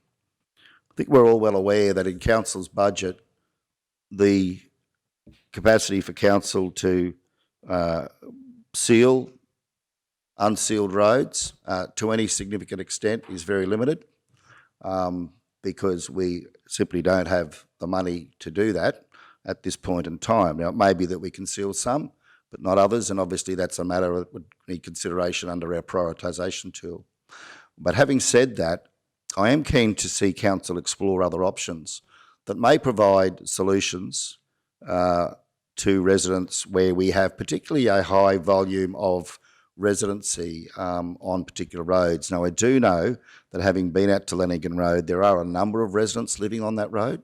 Now, I understand that perhaps they built there after the road, understand it was a gravel road, but I think it would be a really interesting case study to see just how these dust suppressant applications work. Now, I understand that that would have to be done probably twice every 6 months at a minimum at a cost of about $4,000. So it would be an $8,000 commitment by council on the next year's budget to trial the application of a dust suppressant through a ripping and compaction process. But I think it would be a really interesting study to just see how effective that is in reality before we move forward with any other major decisions around bitumening roads or using other strategies. So that's really, I suppose, the rationale behind the motion as such. So do we have further speakers? Councillor Jones. Yeah, can I just ask a question through you, Mayor? So you're saying that every kilometre you can rip and compact a dirt road, adding dust suppressant for $4,000 a kilometre? Yeah, so with our normal wet grading, we would have a grader and a water truck. With the ripping process and addition of the product, you would add in a roller and also purchase of the product. $4,000 a kilometre, and then the other rate, like, if that's the case, that's blown me away actually. In all the talks that I've had, and now it's coming up $4,000 a kilometre, ripping and compacting and adding dust suppressant as an option is $4,000 compared to $1,000 just patrol grade. That's my research. Yeah, if you're happy to double check. Yeah, no. If that's the case, and it works, mate, it needs to be put in the program and a considerable amount of money thrown to it every year across dirt roads. If that's the case, and that I find that dumbfounding that we haven't looked at that in the past, and I'll take that on notice, and I'll admit that I should have been onto that. So that's something that slipped past me. $4,000 a kilometre, rip, compact, with dust suppressant. We should have been doing that ages ago. Sorry. Yeah, and I think the intent of my motion here is simply to bring a report back to the next meeting to say, well, look, let's do a bit of a deeper dive into this. Let's have a bit more of a look at it. Give the staff an opportunity to do a bit more research, because I understand in providing this report, the manager has only provided a very brief overview. And so I think we need to give our staff the opportunity to go and have a closer look at it, do more of a detailed costing, perhaps general manager and manager, and perhaps then, and all I'm asking is that we do that with consideration of just this one road as an example to trial it. Now, and I'm not cherry picking. Please don't think I'm cherry picking. I'm not. I'm just saying, can we just do this one road because it's on the agenda, and we've had a lot of community advocacy on this over many, many years. And I know former Councillor Froloff had put this on as one of those roads that she felt she'd been fighting for some time to have bitumen. So I'm thinking that, just this one road is an example to trial, because we do have a number of residents living on that road, and it'd be interesting just to see what it does cost and how effective it is. Does it last 3 months? Does it last 6 months? And let's get some evidence around that through a proper, anecdotal, some empirical evidence that sort of demonstrates the effectiveness of it before we move forward on making any decisions on dust suppression in the future. I think this could really help us inform that really well. So, yeah. Okay, further speakers. Councillor Henson. Thank you, Mr Mayor. this is a dust suppressant, which is fine, and there's been plenty of things trialled over years that now we can't use, but dust suppressant would be wonderful, and for that, certainly I don't doubt that it would work, but it's not going to stop the road from washing away. I think we want to be mindful of the likes of Lanigan Road as to its formation and its gradient, as to what its damage could be in a severe weather against, and I know it's a busy road, and I know Councillor Froloff previously had stated it, but also take in mind that we want to be mindful of just what weather conditions can do to these roads, because if we spend that for dust suppression and it works, but it's on a gradient of 5 degrees or 7, 9 degrees, whatever it may be, and we get a weather event and it gets washed away, maybe we want to be very mindful of where we put it in certain roads, and that's all I want to bring to the Chamber's attention. Yeah, that's I'd hate to see it be successful, but in the event of weather events, it gets washed down the table drains. Thank you, Councillor. Obviously, that something could be factored into the report, the impact that weather events could have on the investment in that. Thank you, yeah. Further speakers? Councillor Jones? Yeah, I've got another question.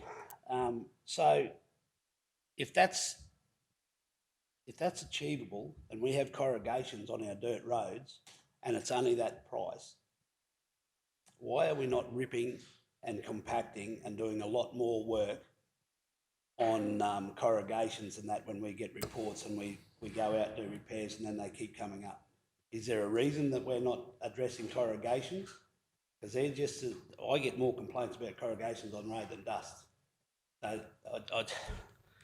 I'm a little bit dumbfounded in this little process here, but yeah, I look forward to an answer in response to corrugations on our dirt road and not being ripped and compacted and trying to take them out, because I know we've got to get down quite a considerable amount, sometimes 18 inches or maybe deeper. Yeah. Could I perhaps suggest, General Manager, that we take that as a question on notice so that we can proceed as to a separate matter? I think that's a separate matter in relation to, obviously, unsealed road stabilisation. Perhaps if we can have that. I think the question on us is probably, is there scope to consider ripping and compacting in relation to corrugation on roads as being a cost-effective process. We might take that as a question on notice, Councillor Jones, if you're happy for that. Yeah, thank you. Are there any further speakers on this? Anything you want to add, General Manager? Thank you. If I could, Mayor, I was going to make a suggestion in relationship to it. Very happy to answer the question in relation to corrugations. It's quite a little passion of mine, and I certainly wouldn't undertake to start a need to be offline. But we certainly can answer that. There's great guidance for us in relation to that. In relationship to the cost, the costs still add up. If you talk about 1,500 kilometres of road network twice a year, spending $4,000 a K, that's 12 million a year, I think, on a real quick run. So there are big dollars in it, but it could be targeted.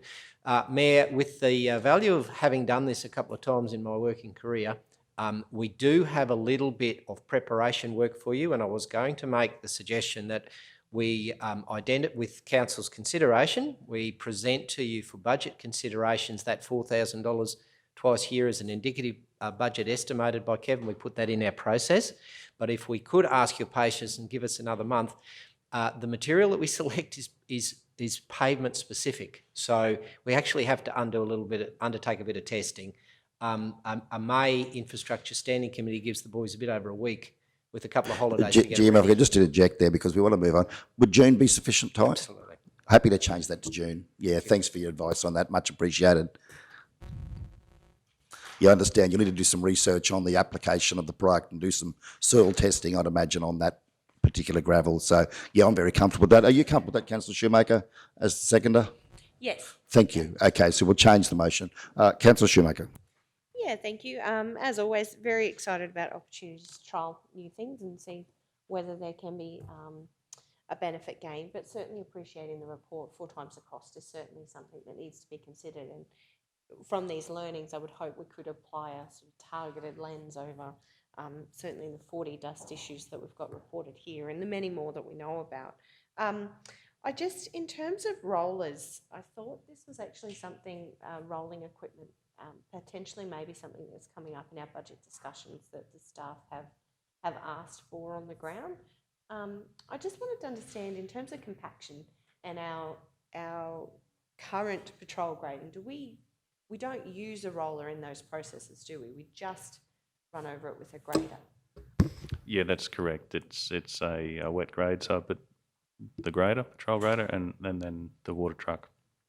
Yeah, and with the rolling technology, like is there information that says, you know, whether a wet grade is equivalent to using a roller in that process, or, you know, please pardon me, I wasn't very good with tonker trucks and building roads, but just trying to understand, like, in terms of that broader picture, if it's $4,000 a kilometre to use a dust suppressant and do this ripping process, would there be benefit to having a roller added to the fleet where we're actually compacting all of our roads instead of just doing the patrol grade? Am I making sense, or am I babbling?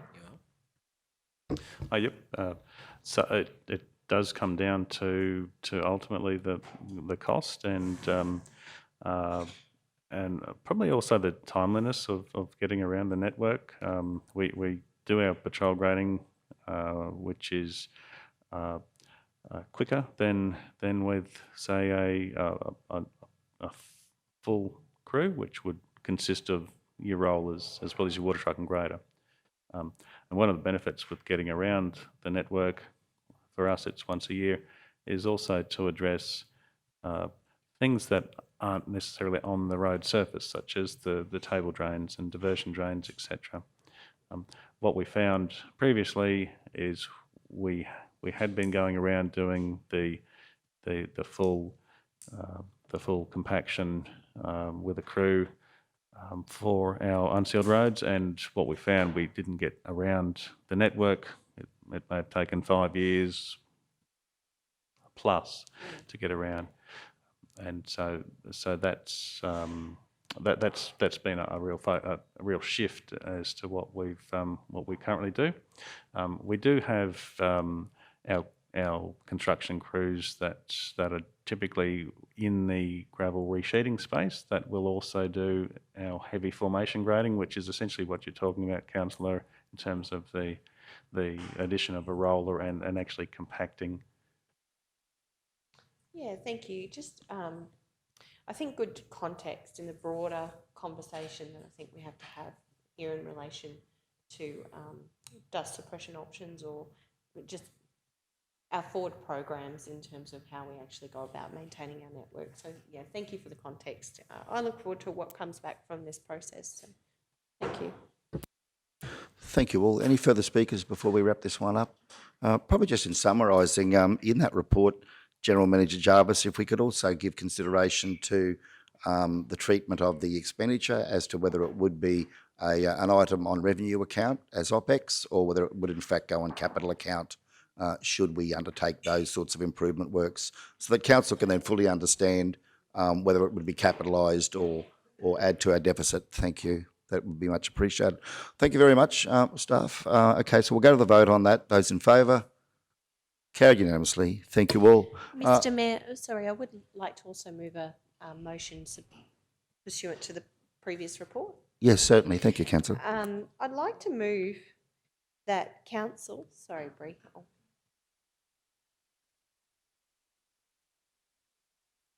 develop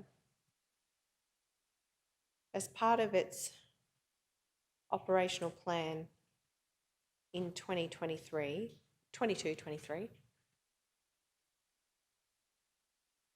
a dust ceiling policy with prioritised consideration. Oh, no, sorry, I'll just leave dust ceiling policy. We might just change that to the committee recommend to council, Mr. CEO. Yeah. So that's adopted. Yeah, thank you. That the committee recommend to council. Yeah, thank you. Yeah, thank you, Mr. Mayor. Thank you, Councillor Shoemaker. Do we have a seconder? Councillor Duff, thank you. Councillor Shoemaker. Yes, thank you. I just recognise that it was actually a recommendation in the report that you provided that council may consider the creation and formal adoption of a dust ceiling policy. And you've got here with prioritised consideration for individuals seeking a dust seal near their place of residence and contributing financially to part of the upgrade. I think, you know, in the broader context of things, we really do, and with the growth of industry in the area and many different factors that change the use of an unsealed road over time, I think it's really important for council to take a good look at this opportunity and that we have a framework that helps make future decisions around what roads we actually do choose to seal into the future. So I've just noted it was part of your report, Kevin, and I think there's been some great work happen in this space, and I think with budget considerations and the tightening of budgets into the future and the way in which we inform some of these decisions, just really keen to build a framework around that. And I think the policy would be a great place to start in terms of getting some consistency in our understanding as councillors, but also in terms of how we support, guide and direct the organisation in addressing some of these 40 dust considerations that have been brought forward and put on the table for some time. So that's my reason for the motion, and I commend it to the chamber. Do we have further speakers? No? Okay, we're happy to go to the vote on this one. Those in favour? Carried unanimously. Thank you all. I'll now move procedural motion that we adjourn the meeting for morning tea.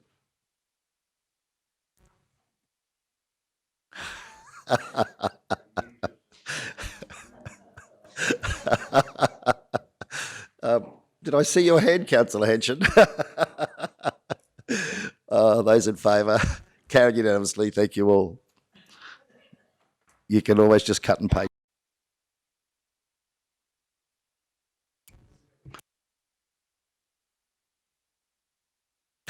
I'd like to welcome back everybody. I'd now move that we resume the meeting. Do we have a seconder? Councillor Henson. Those in favour? Carried unanimously. Thank you all. We're up to 6.5, which is an update on the project development for Tangerine Creek Bridge on Kingaroy-Kooyar Road. That can be found at page 44. Over to you. Thank you, General Manager. Thank you, Mayor Otto and Council.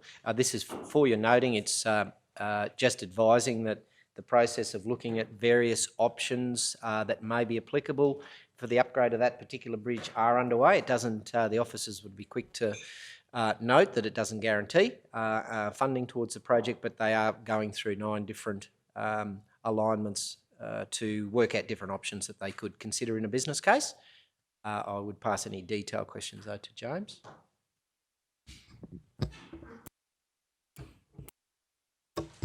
Thanks, Jen, through you, Mr Mayor. There's very little that I can add in the detail at this point in time, given that it is very much at that project planning stage. It's the concept analysis and the risk mitigation exercise that they're currently undertaking up there. I'm aware that some of the main roads consultants are liaising with some of the landowners up in that part of the region, just to understand what else may be there that they are not fully familiar with. And I think they're doing some environmental due diligence as well at present. So it's more or less for Council's awareness and information. Thank you very much, General Manager and Manager. It's recommended that Council note the report as presented. Do we have a mover? Councillor Jones, seconded Councillor Potter. Speakers? Probably just one there. Well, probably a couple of things. Number one, clearly this is an issue that's been raised previously through council for some time, a road safety issue. My understanding is that there was some funding in the budget with DTMR. I'm not sure if it's in their Q-Trip or wherever it is, but there was detailed design funding allocated. Do we know if that is still in the DTMR budget, so that once this is completed, can we expect that they may then go to detailed design? I know I saw it before Christmas that there was an allocation in there. And I just don't think it was for detailed design, Mr Mayor. I think it was for this stuff that's currently going underway now. I don't think it was for the detailed design. I wasn't happy to be corrected, but I thought... Yeah, I could be wrong. I thought it did say detailed design, but I could be wrong, Councillor Jones. Yeah, but could we just investigate that and perhaps bring a report? Just take a question on notice on that one, just in terms of advocacy from council's perspective as to what that funding is for. And the second question was, I think I raised once about perhaps raising with the TAC, or whether we could done through with Director DTMR, the implementation of some electronic fluorescent signage there for the traffic that is travelling from Cooyar towards Maidenwell. I'm not sure what direction. That's probably sort of heading sort of west or, but coming down the hill to where the give way sign is. I mentioned that I've seen that be very effective over at the Commissioner's Flat Road, at Peachester, on that one lane bridge there, Jed. So if that's something that could be followed up with D2MR, that'd be appreciated. Yeah, thanks. Mayor Otto, I believe officers following an earlier similar request in the chamber here did raise it at TAC, and it was considered by Main Roads, and I believe it's reported in the minutes of that last meeting. Those minutes, I wasn't present, but the minutes indicate that the departmental officers considered it, and with a lack of crash data in relationship to it, they had not decided to proceed with it, was I believe their decision on it. Well, can I say I'm very disappointed. Thank you for the officers to putting that forward, but I'm extremely disappointed that D2MR have taken that position. I understand they require crash data, but you only got to drive down that road and see it's an accident waiting to happen. So I would be suggesting, committee, that we should, perhaps we need to pull out a big stick here and advocate to the Director General of DTMR to have that decision reconsidered, because we've got obviously the welfare of our residents and people coming into our region at the forefront of our minds, and that is a very concerning breach. I'm not happy to let it rest at that. I'm sorry. I'd be seeking guidance from my colleagues, but what are other councillors' thoughts on that? Should we really push harder on this one?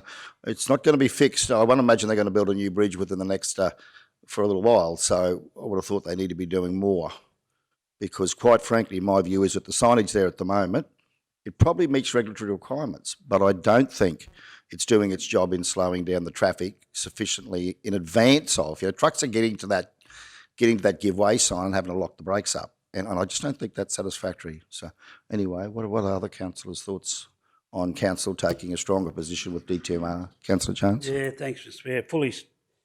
Fully understand where you come from. What General Manager there just referred back to the report in the attack meeting and all that. I wasn't at that there, but that's the explanation they give.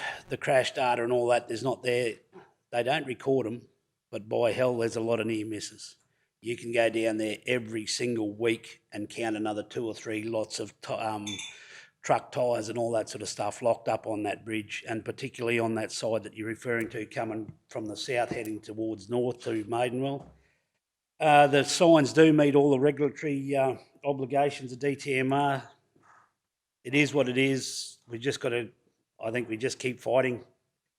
And every time I talk to anyone in main roads or we go to a TAC meeting and all that sort of stuff, it's one of the first things I raise. So I think we just continually fight the good fight and continue to keep bringing it up. Other than that, I don't know where you go. You can write letters and all that sort of stuff, but whether or not that'll achieve what we're trying to achieve, I'm happy to do whatever the rest of the council decide. But yeah, so it's you're dead right. The school bus travels over there twice a day, every day. It's had a very near miss. It had its wheels up on the side of the bridge at one stage, probably 12 months ago, and the residents, the mothers and dads out there were quite concerned. They wrote letters to the main roads themselves and all that sort of stuff to register that with support of council. And I think that might be just what's pushing this along. And with my portfolio and having to work with DTMR and DG scales and all that sort of stuff, it's a conversation I have with him every time we speak. So how we go from there, I don't know. Yeah.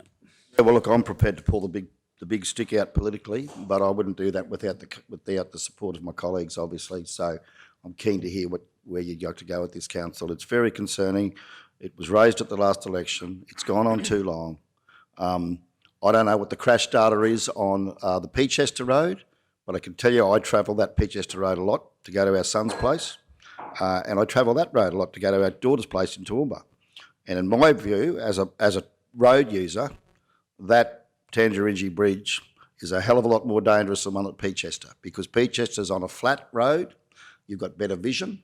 That one, you're coming down a hill where you're accumulating speed. The vision is limited because of the slight curb and the other traffic's coming down the hill as well. You know, there's roadside trees that are blocking longer vision. And, you know, I don't know what the crash data is at Peachester, but gee, if they could get one there, I can't see why we can't have that sort of signage here. So my preference would be to go out with a big stick, either at the ministerial level or the Director General level, but, you know, just keen to hear what the appetite of council is for that, I suppose. Yeah. Sorry, Councillor Shoemaker. Councillor Potter, yeah. And then we'll come back to Councillor Shoemaker. Thank you. Thank you, Mr Mayor. Look, we have been discussing this for quite a long time, and as far as I'm concerned, we've been discussing this bridge for far too long.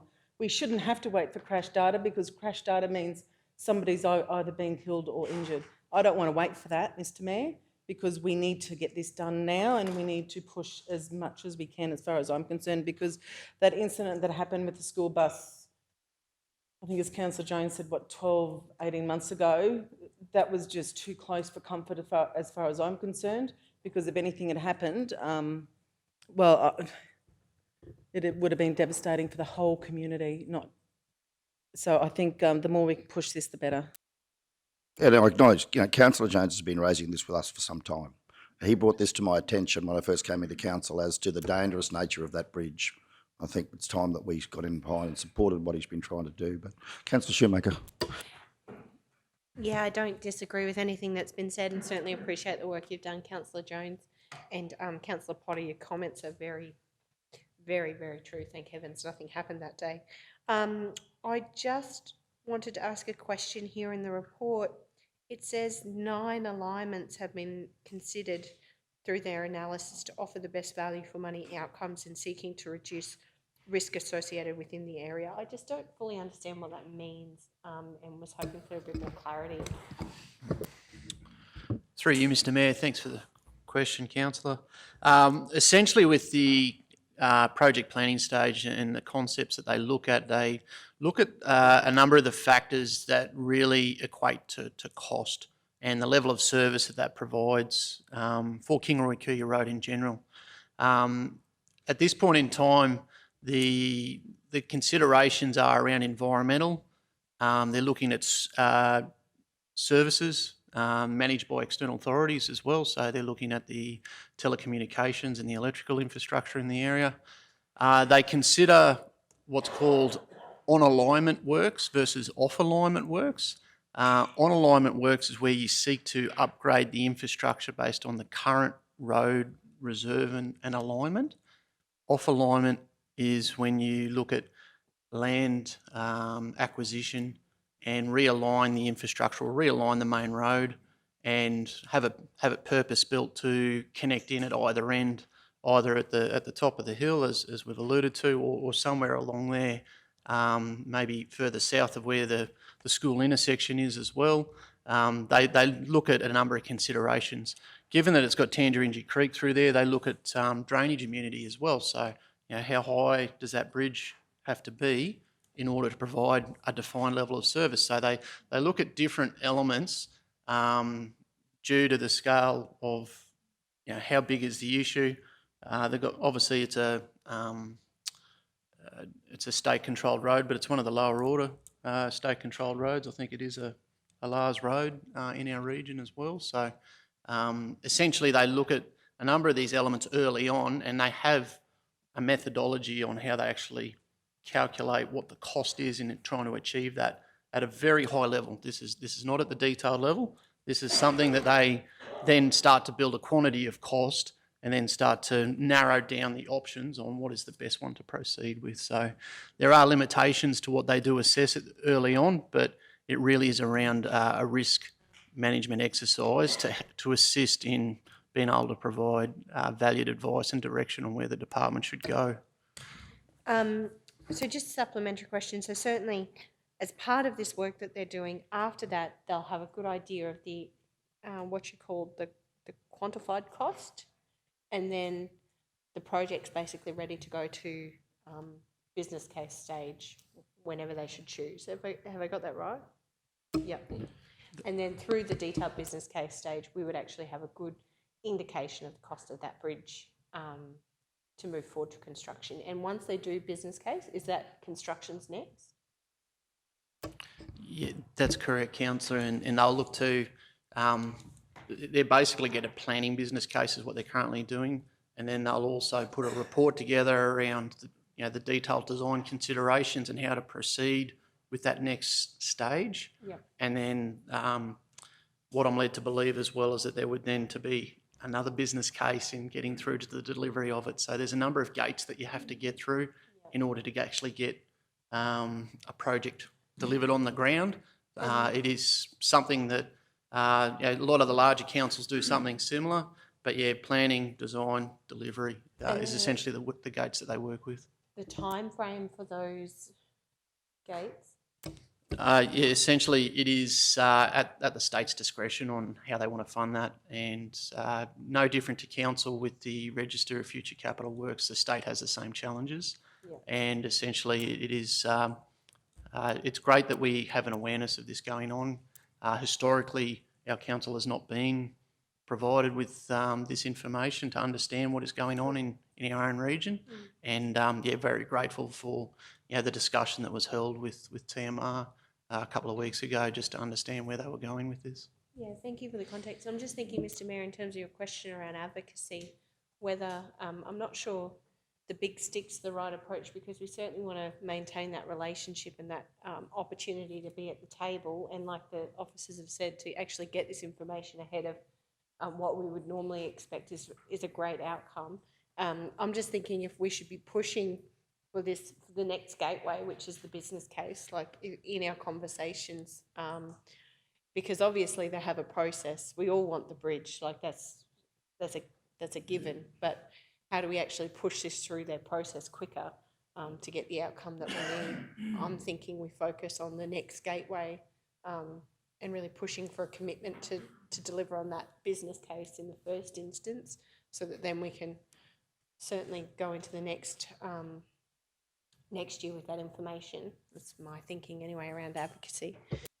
Okay, further speakers before we get this one through? Councillor Jones. Just another quick update, Mr. Mayor. I've also got support and had conversations around with the RDA and our Wide Bay rep, and he's fully supportive. But because it's on a state road, the funding is, and I'm happy to hand over to James or Jed to explain further, and they've got a much clearer understanding of it, but the funding and everything else has got to come from the state rather than federal and all that sort of stuff. So, Right.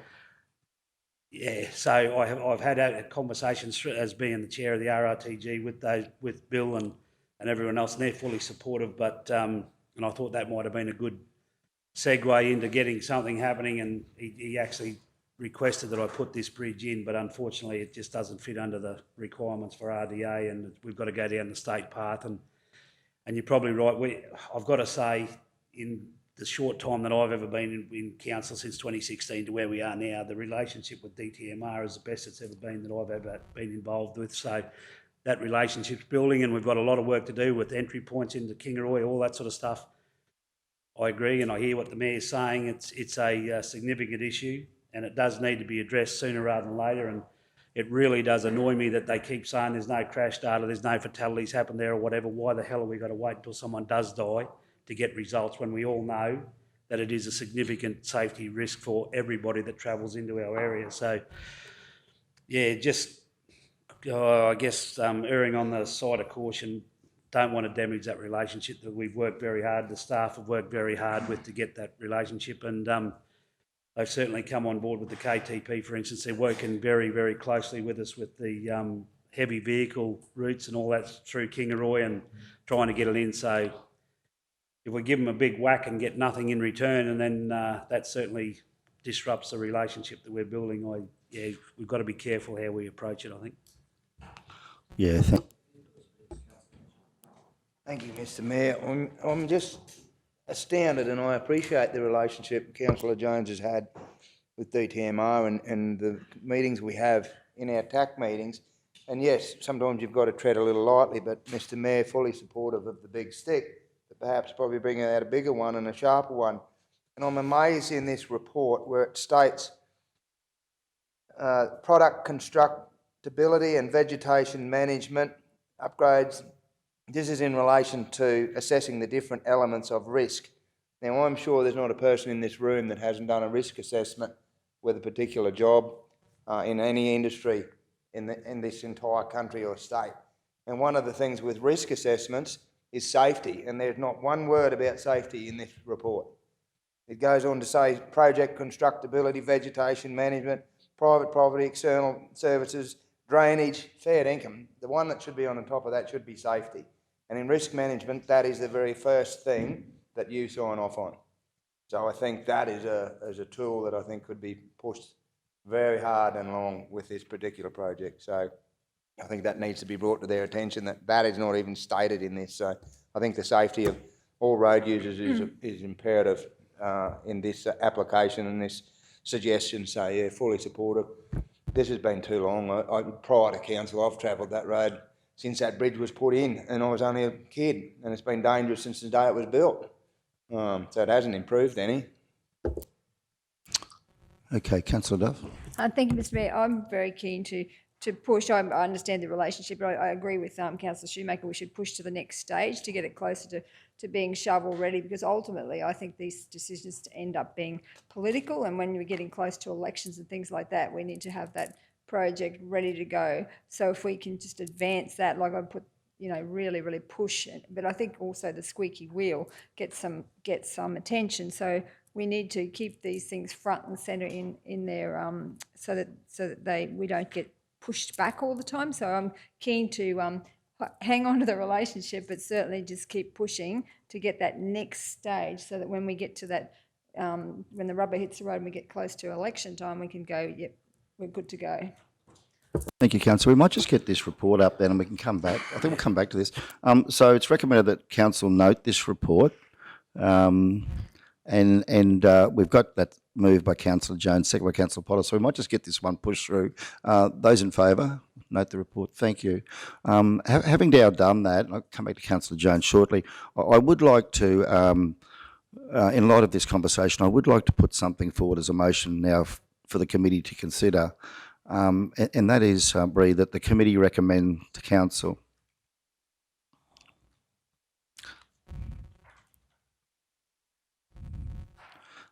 that the Mayor works with the portfolio councillor and our local member to advocate to the Minister for Transport and Main Roads as to safety issues on Tangerigi Bridge, with a view, in the first instance, to improving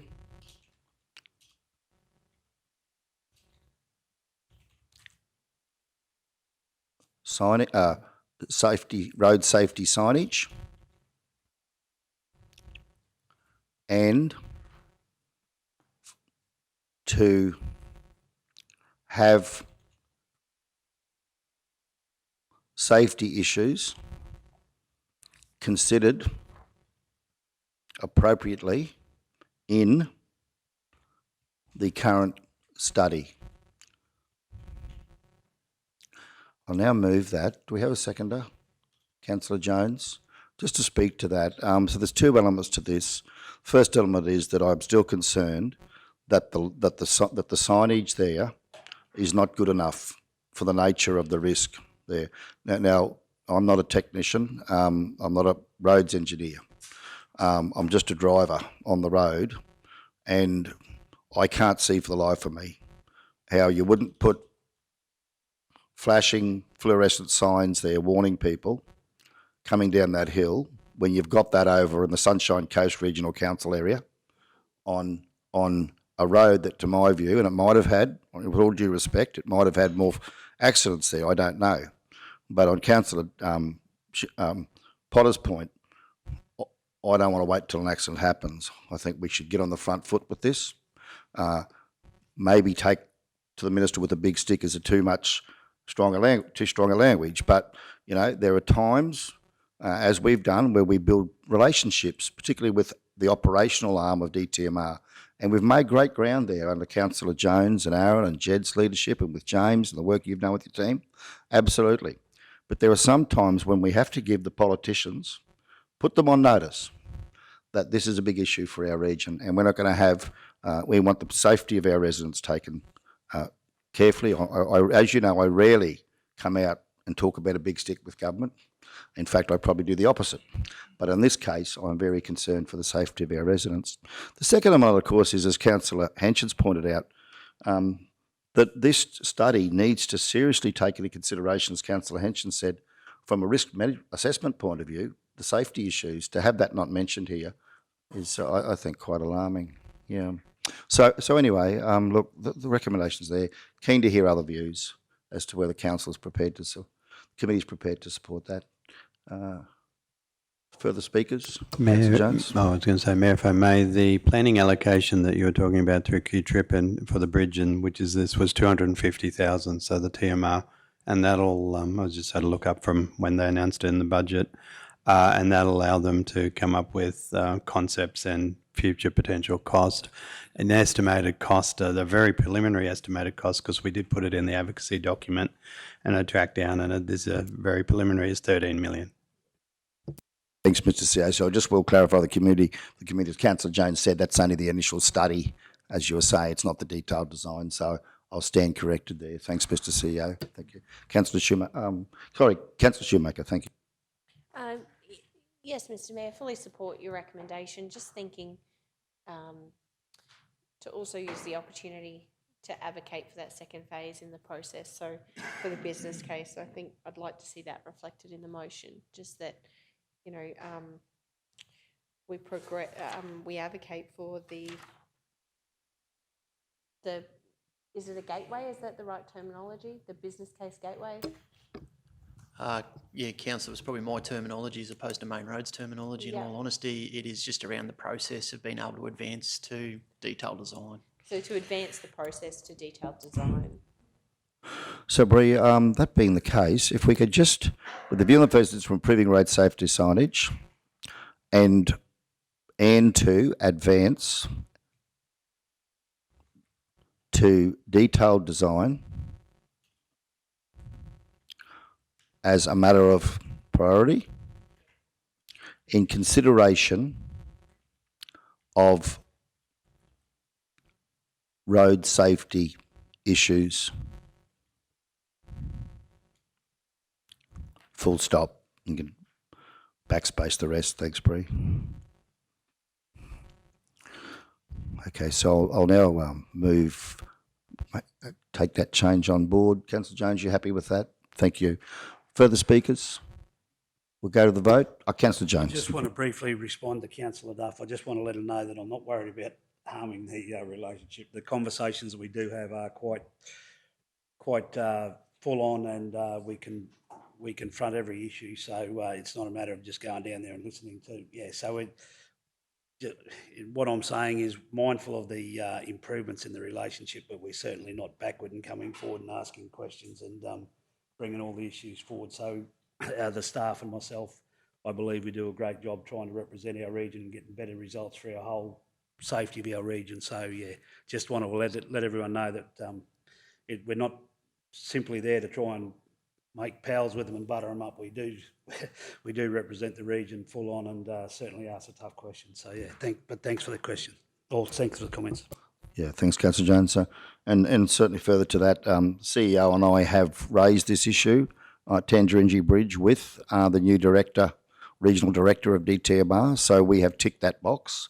So in my view, it's now ready to be escalated up to the Minister's office, from where obviously he will then seek advice from the Director General. But I think it's time for us to move this to the political sphere. Okay, we'll go to the vote. Those in favour? Carried unanimously. Thank you all.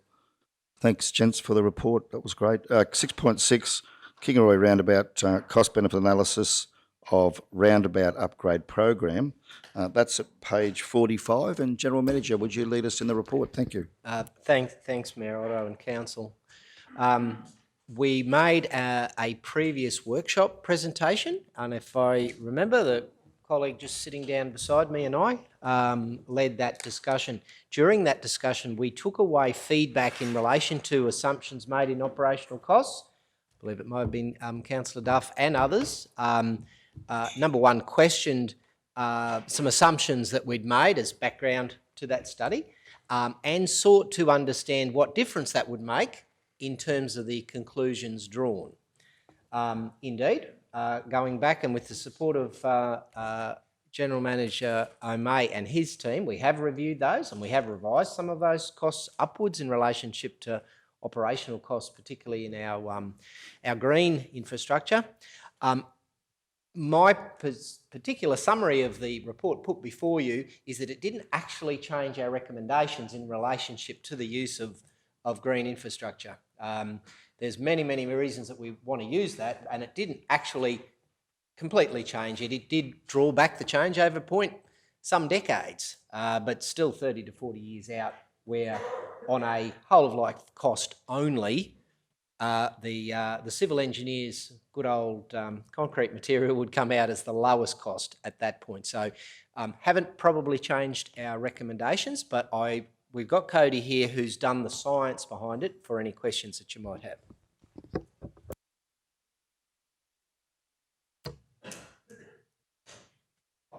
I was waiting for Cody. Cody, anything you want to add before we go to councillors for questions? You happy with that? Okay. Thank you for your work. So we might just, first of all, we've got a recommendation here that council notes the report provided to assist council in making future decisions regarding roundabout medium infrastructure with a strategic focus throughout the region. So let's get this one up. Do we have a mover? Councillor Shoemaker. Second, Councillor Potter. Over to speakers. Thank you, Councillor Shoemaker. Yes, thank you, Mr. Mayor. I'd actually like to propose an amendment to the motion. Yeah. It's an addition to the motion. Is that okay? We take that as a foreshadowed, depending on the content. Yep. Yeah, go ahead. Sorry, Thanks. I missed the chance when we were moving it. It's focused throughout the region at the end, Bree, and just add and consider nominating an annual allocation to progressively renew roundabout infrastructure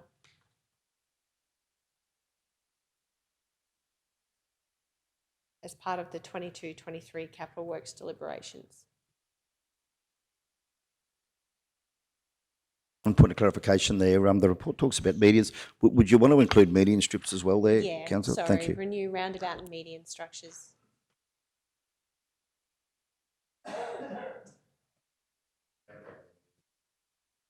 Infrastructure, sorry. Yeah, as part of the 22-23 capital works deliberation. Mr. CEO, do we need to make that a recommendation to Council with that additional? Probably. Sabri, will we go to the committee recommend to Council? Yep, we'll just insert that.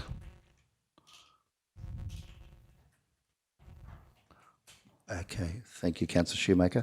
You comfortable with that as presented? We'll seek a seconder on that then. Councillor Potter, are you comfortable to continue to second that? Or anyone else? We have a seconder? We have a seconder for that motion? No, I'm happy for that, You're Mr happy? Mayor. Okay, well, Councillor Potter's going to second that motion. We'll now go to Councillor Shoemaker to speak. Thank you. Yeah, thank you, Mr. Mayor. The reason why I've asked for that addition is because I really don't want to lose the great work that's been done, and thank you for the cost-benefit analysis. I think in looking over some of these figures and the information that's been compiled, it's pretty clear that while the initial capital cost may be large to renew our infrastructure, the payback period in terms of maintenance saved is actually really quite appetising for council, particularly when we look at saving money across our OPEX budgets into the future. Similar to what we do with footpaths and other infrastructure every year where we nominate an amount, I'd actually just like to see us nominate an amount every year to look at this infrastructure so it doesn't become forgotten, which unfortunately, I know when we've got a number of things in a number of competing priorities, it's not always the highest priority, but I know it makes a giant difference in terms of the livability and the way our community looks and feels. And I just want to note, it was wonderful to see the other day out front the pool, we finally replaced our timber signage, which was all falling apart, with new signs around where the streets are. And, you know, that makes an enormous difference to the pride in our town, the way it looks and feels. And I guess in this instance, I know we've got a lot of things to juggle with the budget. I know it won't be easy, but I'm thinking for a small capital contribution over a period of time, we could make a real difference to our operational costs in maintaining, certainly mowing all of these different median strips and roundabouts, and maintaining the love grass and the not so appetising parts that we've seen over many years. So that's the reason for my recommendation. I'd really like to see us keep a focus on this because I think over the longer term we could make a giant difference to our operational budget. But it will take time, and to do it all at once is not realistic. Thank you, Councillor. Further speakers? Councillor Duff.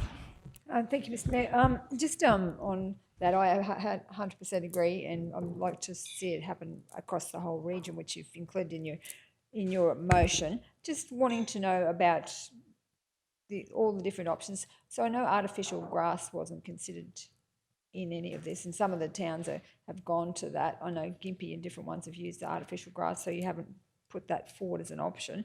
And just wanting to know from the chamber what you believe is the way forward, because I mean the cost of the concrete one is initial capital cost, but the yearly maintenance is a lot lower. Is that what you're indicating, or are we picking one here, or is it just which recommendation, like as we go forward, are we going to look at doing a particular option or on a case-by-case basis per roundabout? Thank you, General Manager. Mayor Otto, to answer the last question first, as a general rule and consistent with recent work that we have been doing, we've identified that the fully landscape mulched treatments that we would upgrade to from grass, which we have to mow all the time, would be our preference. So it's lower capital cost than the concrete, number one. Number two, it's aesthetically more pleasing, and as a result we've been picking those in our consultation processes. That's what has been popular. And number three, we all know the benefits of green infrastructure in urban areas with cooling and all those sorts of things. So it's a continuous effort towards maximising, vegetation in our towns. In relationship to the cost, it is really the cost differential from our current mode roundabouts, which of course we have to mow super regularly, and just give me a shove, right, when I go off track.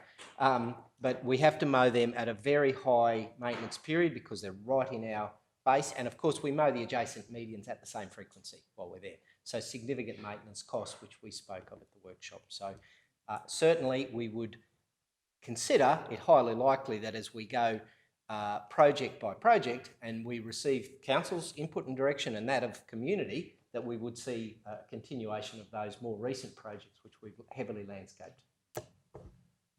So really your answer there is, General Manager, it's a case-by-case analysis based on the location, the operational maintenance costs, what council wants to achieve in terms of that green infrastructure. Yeah, so that would come back to council. Thank you, yeah. Councillor Potter. Yeah, thank you, Mr Mayor. This one may have to be taken on notice. It is about a roundabout, but not about upcoming roundabout. It's about one we completed a while ago. It's Rogers Drive roundabout. I've always thought that during our discussions of the Rogers Drive roundabout, it was going to have either a tree or a statue on top of that plinth. I have had many people complain to me about the asparagus vine. I know I've been told it's not asparagus vine growing on top, but it really does look like it. So I would really love something to be done about this. We've got a lot of amazing statues we already own as a council, and maybe this is something we could look at in future. We've got an amazing ant at the art gallery that nobody can see because it's up against the wall and it's against the dark background. So something like that we could bring out. It's already see-through. It's made of what? Like, I just think we've got so many amazing options, and we could even look at this as being part of the South Burnett Regional Council sculpture competition if we put it up, that's where it's going. So I'd really love to be doing something about that one. And can I have another question on notice, please, Mr Mayor? Yes. Because I can't seem to find it anywhere. Sorry, just kept going. I can't seem to find it anywhere when we're doing John Street. I know we've discussed John Street and talked about doing it, but I just would like to take it on notice of when John Street is being done. Thank you.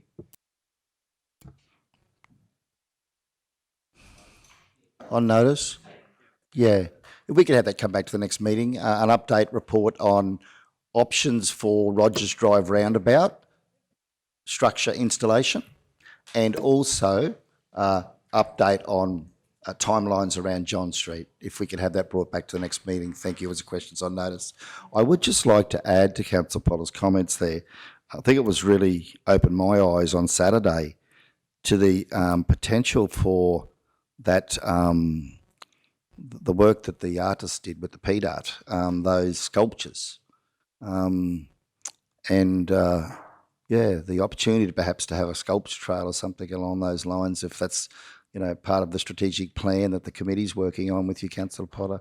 Yeah, so it might be timely to do that. Okay, Councillor Jones. Yeah, well, you give me no option but to back you up on that sculpture trail, Mr Mayor, because if Blackbutt pull off the big avocado, you'll have the big avocado, you come into Nanango, you've got all the bull and everything else up on the corner, you've got the big peanut, and Wandai's Mate proposal, all that sort of stuff going in there, and there's others that I do know, but I can't think of now. So I've spoke to a lot of people, and the potential is enormous, and it does bring people to your region to do a trail like that, and it takes them right from one end to the other. So I fully support that, and if there's an option or somewhere down the track we can look at encouraging and all that sort of stuff, yeah, I think it's well worth the effort to think about it.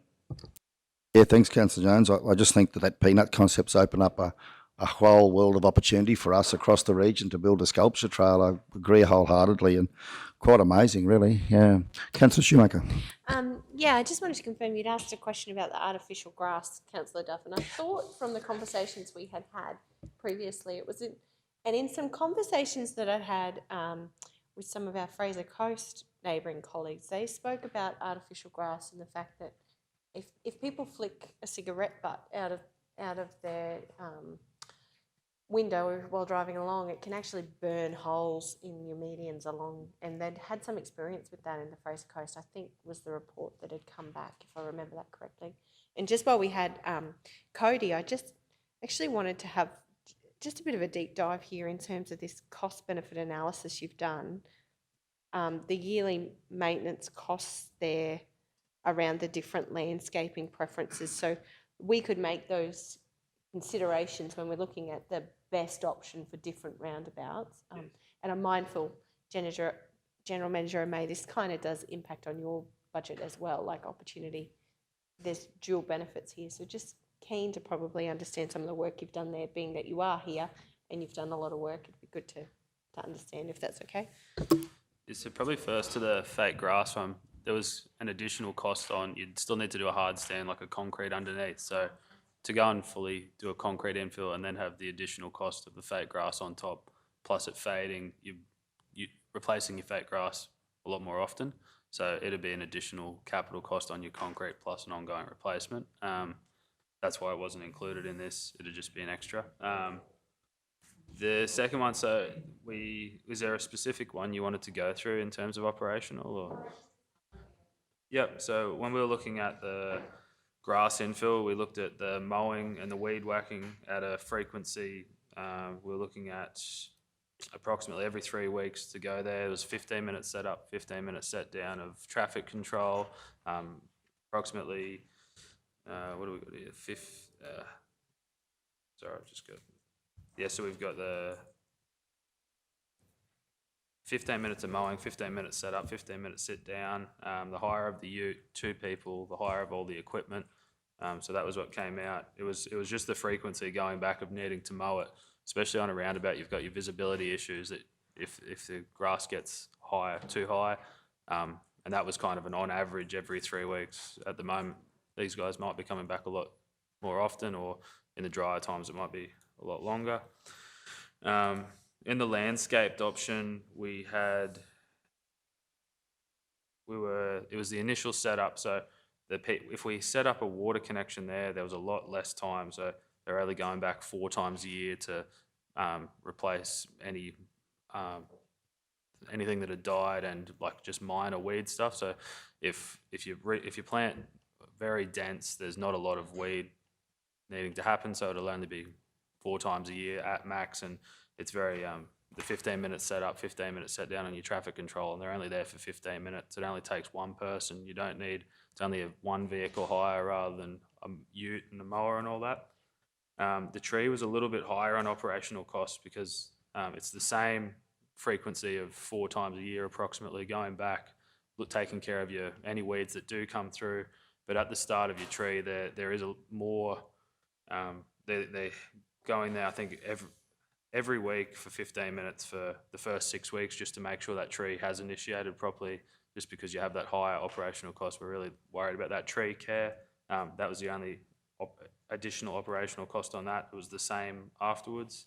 And the concrete, it was still minor operational cost on your weed control, which is just a weed whack with some chemicals, which is approximately 10 minutes because there's only a little bit of a boundary, and a pressure spray, which, yeah, was about the 15-minute setup, 15-minute set down, and approximately 30 minutes to high pressure spray. But there was you needed a trailer hire and the pressure water hire and extra people for that. So does that answer your question enough? A bit of a brief run through? Yeah, thank you. I think you've done a lot of work on that and trying to understand the current operational demand and opportunity to, really reduce that and from what you've said, really significantly, with an upfront capital cost, removing that every 3-week maintenance down to, 4 times a year. That's pretty. And also, I'm really mindful of your staff being out in the middle of roundabouts, traffic control, those sorts of things. It's not ideal with some of the places they're currently mowing, and yeah, I think it's a really great piece of work that you've done. Thank you, and really thinking that we need to look at this into the future. Further speakers? I might just provide a summation here from what I've heard. Thank you, Katie, for the report. It is an excellent report, as Councillor Shoemaker said. my views have sort of been changing on this a little bit over time as I've reflected on different perspectives that have come from councillors and staff. And the full concrete roundabout, while it is desirable from a OPEX cost point of view, I've noticed at Rogers Drive, for example, where someone's been doing burnouts over it. So people can drive over them, and that makes them highly unsightly. And I don't know what it's going to cost us to have to now go and try and get all that rubber off that roundabout. I wasn't overly keen on the landscaped option, if we look at the Alfred Street car park, to be honest. But having watched it now for 12 months, I've changed my mind. I think it does a great job. The guys probably only have to come in once a year and trim the edges. But that ground cover provides colour. There's no weeds in it. It's minimal maintenance. I've actually become a fan of it, changed my mind on that. So thanks to Councillor Shoemaker for enlightening me on that one. And the other thing is, I think it would be nice, Katie, if we could consider a fifth option, or at least probably blend it into option 3. Either way is fine. Landscaped with sculpture or other structure. But having said that, look, I fully support what Councillor Shoemaker said. I think this is a great motion. You know, our roundabouts and median strips are a really important part of our landscape, our road network, and I think if we can have a long-term program to renew them and upgrade them, that'd be wonderful. So, yeah, Councillor Shoemaker, closing remarks? Thank you. Yeah, no, just absolutely agree. I think it's really important from a livability aspect. The way our town looks and feels is really important across the region, and people really do take note of infrastructure like this. It's important it's not forgotten and that it is maintained in some regard. So thank you, Council, for your support. We'll go to the vote. Those in favour? Carry unanimously. Thank you all. Okay, 6.7 is the Bridges Renewal Program. It's a brief report. It can be found at page 50. Thank you, General Manager and Manager. Thank you, Mayor Otto. It was brought before you for your consideration, and I think it's rather self-explanatory, but I did bring it before you without a recommendation. I'll take responsibility for that. I apologise. We do have a project which we would put forward for typical consideration, noting the change in this program. So this program was once it was done in rounds. My understanding now it is a continuous.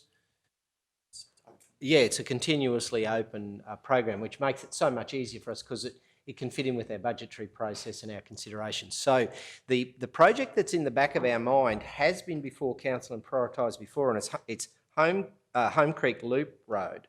So that's just east of, just west of. Just off Wandai Chinchilla. Now, that particular project was before council and is a carryover project in our current budget, which has not proceeded because the value of undertaking those works far exceeds our budget. So from for council's consideration, from staff's perspective, it has been before you as a prioritised project. We are unable to continue with it because now looking at it, in hindsight and with recent events, we're not able to deliver it, but it is a project that was highly considered, and it would be ideal for nomination because funding under this program can be anywhere up to 80%, I believe, up to 80%, which would allow us, with funding already allocated, to actually achieve an outcome on it. So it was for that reason we put that project forward as being one for your consideration. And apologies it was not included in the report. Home Creek Loop Road? Thank you, General Manager. So if we insert that into the recommendation there, Bree, is that the only project, General Manager, just that you want to put forward at this stage? Anything, just the one project? Yeah, through you, Mr. Mayor. At this point in time, with the material that we have available, yes, it is the best project that we would see as nominating for this council moving forward. It's one that, to the best of our knowledge, meets all the criteria associated with an assessment of it, and it would be one that we would probably need to advocate with others who work in this space as well beyond council as to our interest in looking to move this application forward as well. Thank you, Manager. So, Bree, we might just change that, the following project. So we'll just take the S off the word projects there. So that's the recommendation from the officers. Committee, do we have a mover for that? Yeah, Councillor Potter, second Councillor Henson. Speakers, Councillor Henson. Thank you. Thank you, Mr Mayor. Yeah, look, this is a bridge that's been out of action. I think it's had a lot of work done on it after the 2013 floods. The landowners in there, even though there's access, or some people are accessing it when it is actually closed, it's not open to heavy traffic, four-wheel drives or small vehicles. They've been accessing it, and I'll put my hand up to say I have too, because it is a long way around if you can't cross that bridge in Home Creek Loop Road. For those property owners out there, this would be a great thing, highly supportive of it in the event that we could get funding for it. It's not a big bridge. It's no doubt would incur serious costs, but if we could get some funding for that under this announcement, that would be sensational, and the landowners there be greatly appreciative. There's some large landowners there, not just own country down Home Creek Loop Road. They also own a lot of country in and around the surrounds there, where they transport a lot of cattle in and out of that area. So yeah, this is a great project that I'd love to see come up in time if it was funding available for that. Yeah. Councillor Schumacher. Yeah, absolutely agree. Councillor Henson's had me out there and run me in circles, and I've gotten lost. And I do remember coming across Home Creek Loop Road Bridge, and certainly know the importance of that. So fully supported the application. I just wanted to understand two things. Firstly, just roughly a cost that we've estimated for the cost of building Home Creek Loop Road Bridge. We had initial scopes and budgets, which were well in excess of. It would be probably appropriate we put some numbers on that for you now, given Council's interest in it. If we may bring that back to you as a question on notice, so we do it thoughtfully, if that's okay? Yeah, definitely. Just keen to make sure that perhaps the budget that we have allocated is enough to deliver the project, and if not, making sure that we do set the team up for success if we do be successful with the application. And my other question was just in relation to, so you said this round is open all the time. Can we only submit one project a year, or is there, and should we be considering what our next annual project is in line with the budget considerations that are underway, so that we're having that conversation in the lead up to the budget deliberation? Yeah, thanks, Councillor. It is, good point. It is the Bridges Renewal Program, and it runs hand in hand with the Heavy Vehicle Safety and Productivity Program, which is of great interest for our other discussion with main roads. But with the Bridges Renewal Program, it was released about 4 or 5 months ago, and with the notation of it being open-ended, gives us a bit of opportunity to work with other stakeholders, which is great. The interest is around trying to look into our 10-year capital works program to see what is actually forecast for any renewal works or rehabilitation of key elements in there. It is, bridge works is very, very different to road works. Very, very specialised in the nature of what needs to be done. So we need to analyse it very carefully, because we do need to look at external resources to support us with those works. When it's really timely opportunity for us to probably re-engage with the market, given the budget constraints that have been observed in the last 6 months, and looking to understand what that looks like in putting an application forward, trying to forecast additional shock factors as the industry will no doubt continue on this path for a little time to come, and making sure that we actually have a sound submission that will be able to absorb that in due course. So if I'm hearing you right, this would be an application ready for next financial year, or we'd get it in this financial year and make another application next financial year?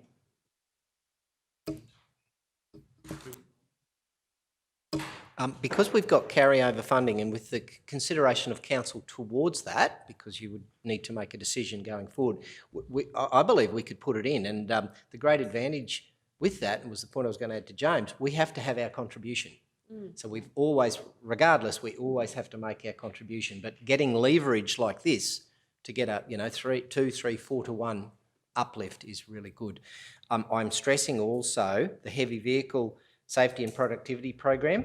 We will run out of our contributing funds really quickly, and you've got great projects in that space too. So should we consider them? Absolutely yes, and that's why having a prioritised list that we can opportunistically pull projects from is so great, and use our limited funds to get leverage towards it, because we all know that we've got very limited capital and great needs. No, it's very exciting. Thank you for the context and yeah, fully supportive of.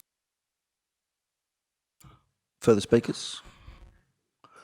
Okay, so I guess just in terms of the costing around that, gentlemen, if that could come through as the report to the ordinary meeting when this comes through at the end of April, if that could, thank you, so we can make that decision at that point. Okay, well, so we'll go to the vote. Those in favour? Carried unanimously. Thank you all. 6.8 is application for funding under the Resource Community Infrastructure Fund, round 2 at page 73. Are you taking the lead on this, GM? I think I might pass to a greater knowledge, Mayor, to our to CEO. Mr. CEO. Thanks, Mark. Thanks, Mayor. So it's been popped in this one, given the closing date is the end of the month. It probably would have been, well, previously we applied under this program through an infrastructure meeting, but yeah, just depending on what project council picks today. The Kingaroy Mental Health and Youth Hub was put up as a suggestion. Certainly the feedback we've got back and following up on the request for information, the previous reports, the programs that were funded in the first round were very much soft infrastructure. And the government the state has changed some of the applications. So anything that involves like a state government entity or partner is ineligible now. So they've actually ruled out certain companies that we would deal with, which we may or may not agree with their decisions, but they've gone. Community centres. There's also, just thinking, some of the parks and gardens, we did have a look at that, but there is a question of eligibility over park-type projects. So anyway, totally in council's hand. Kingaroy Youth Mental Health, it's come up before in different submissions and advocacy as far as a council project. It's put forward as a suggestion if council wishes to change it. Please, in your hands, Mayor. Mr. CEO, I just wonder if we could perhaps change the wording that nominate a South Burnett Mental Health and Youth Hub based in Kingaroy. Yeah. I'm comfortable with the Kingaroy location being fairly central geographically, but yeah, keen to hear other thoughts. Councillor Duff, whether we'll come back to Councillor Shoemaker. Thank you, Mr. Mayor. I'm just wanting to know what happened. We put in a submission, and I'm absolutely supportive of that, but we put in to Minister Coleman through David Littleproud's office.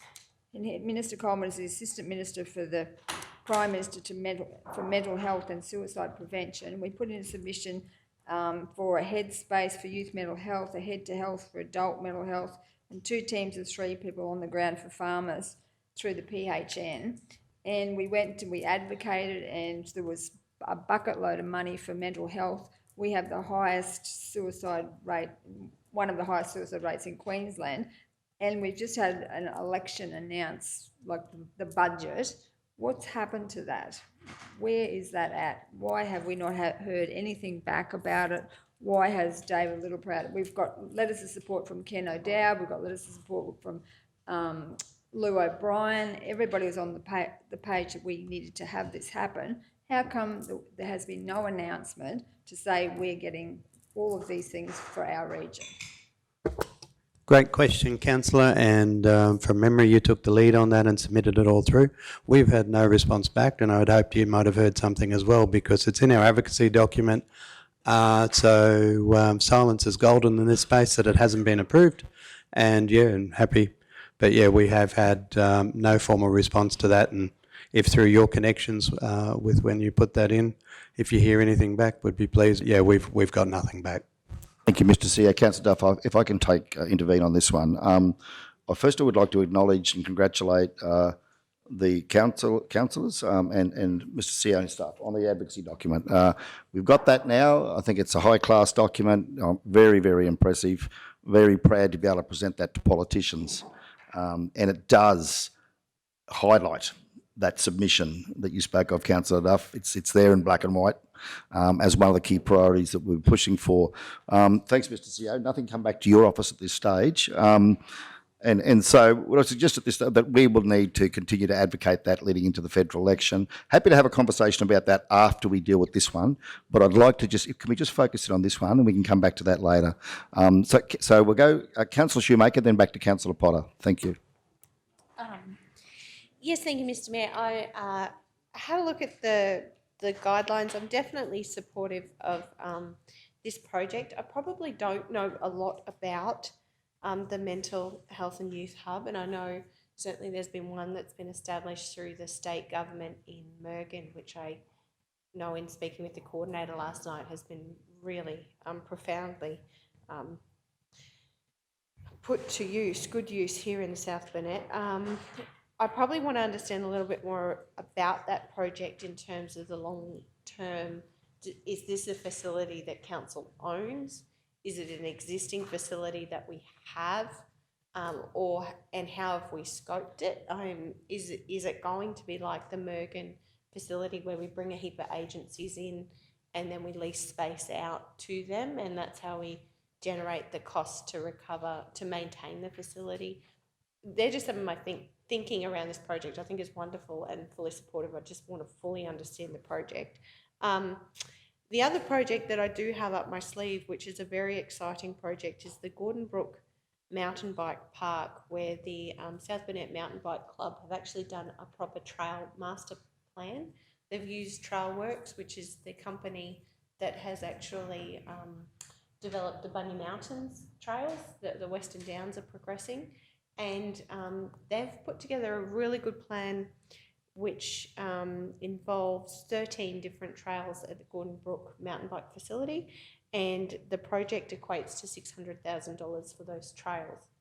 The increased economic outcomes for our community would be great, and I'm fully supportive of the project and their master planning process, and would like to see us partner with the South Burnett Mountain Bike Club to actually submit that project as a project for the Resources Community Infrastructure Fund.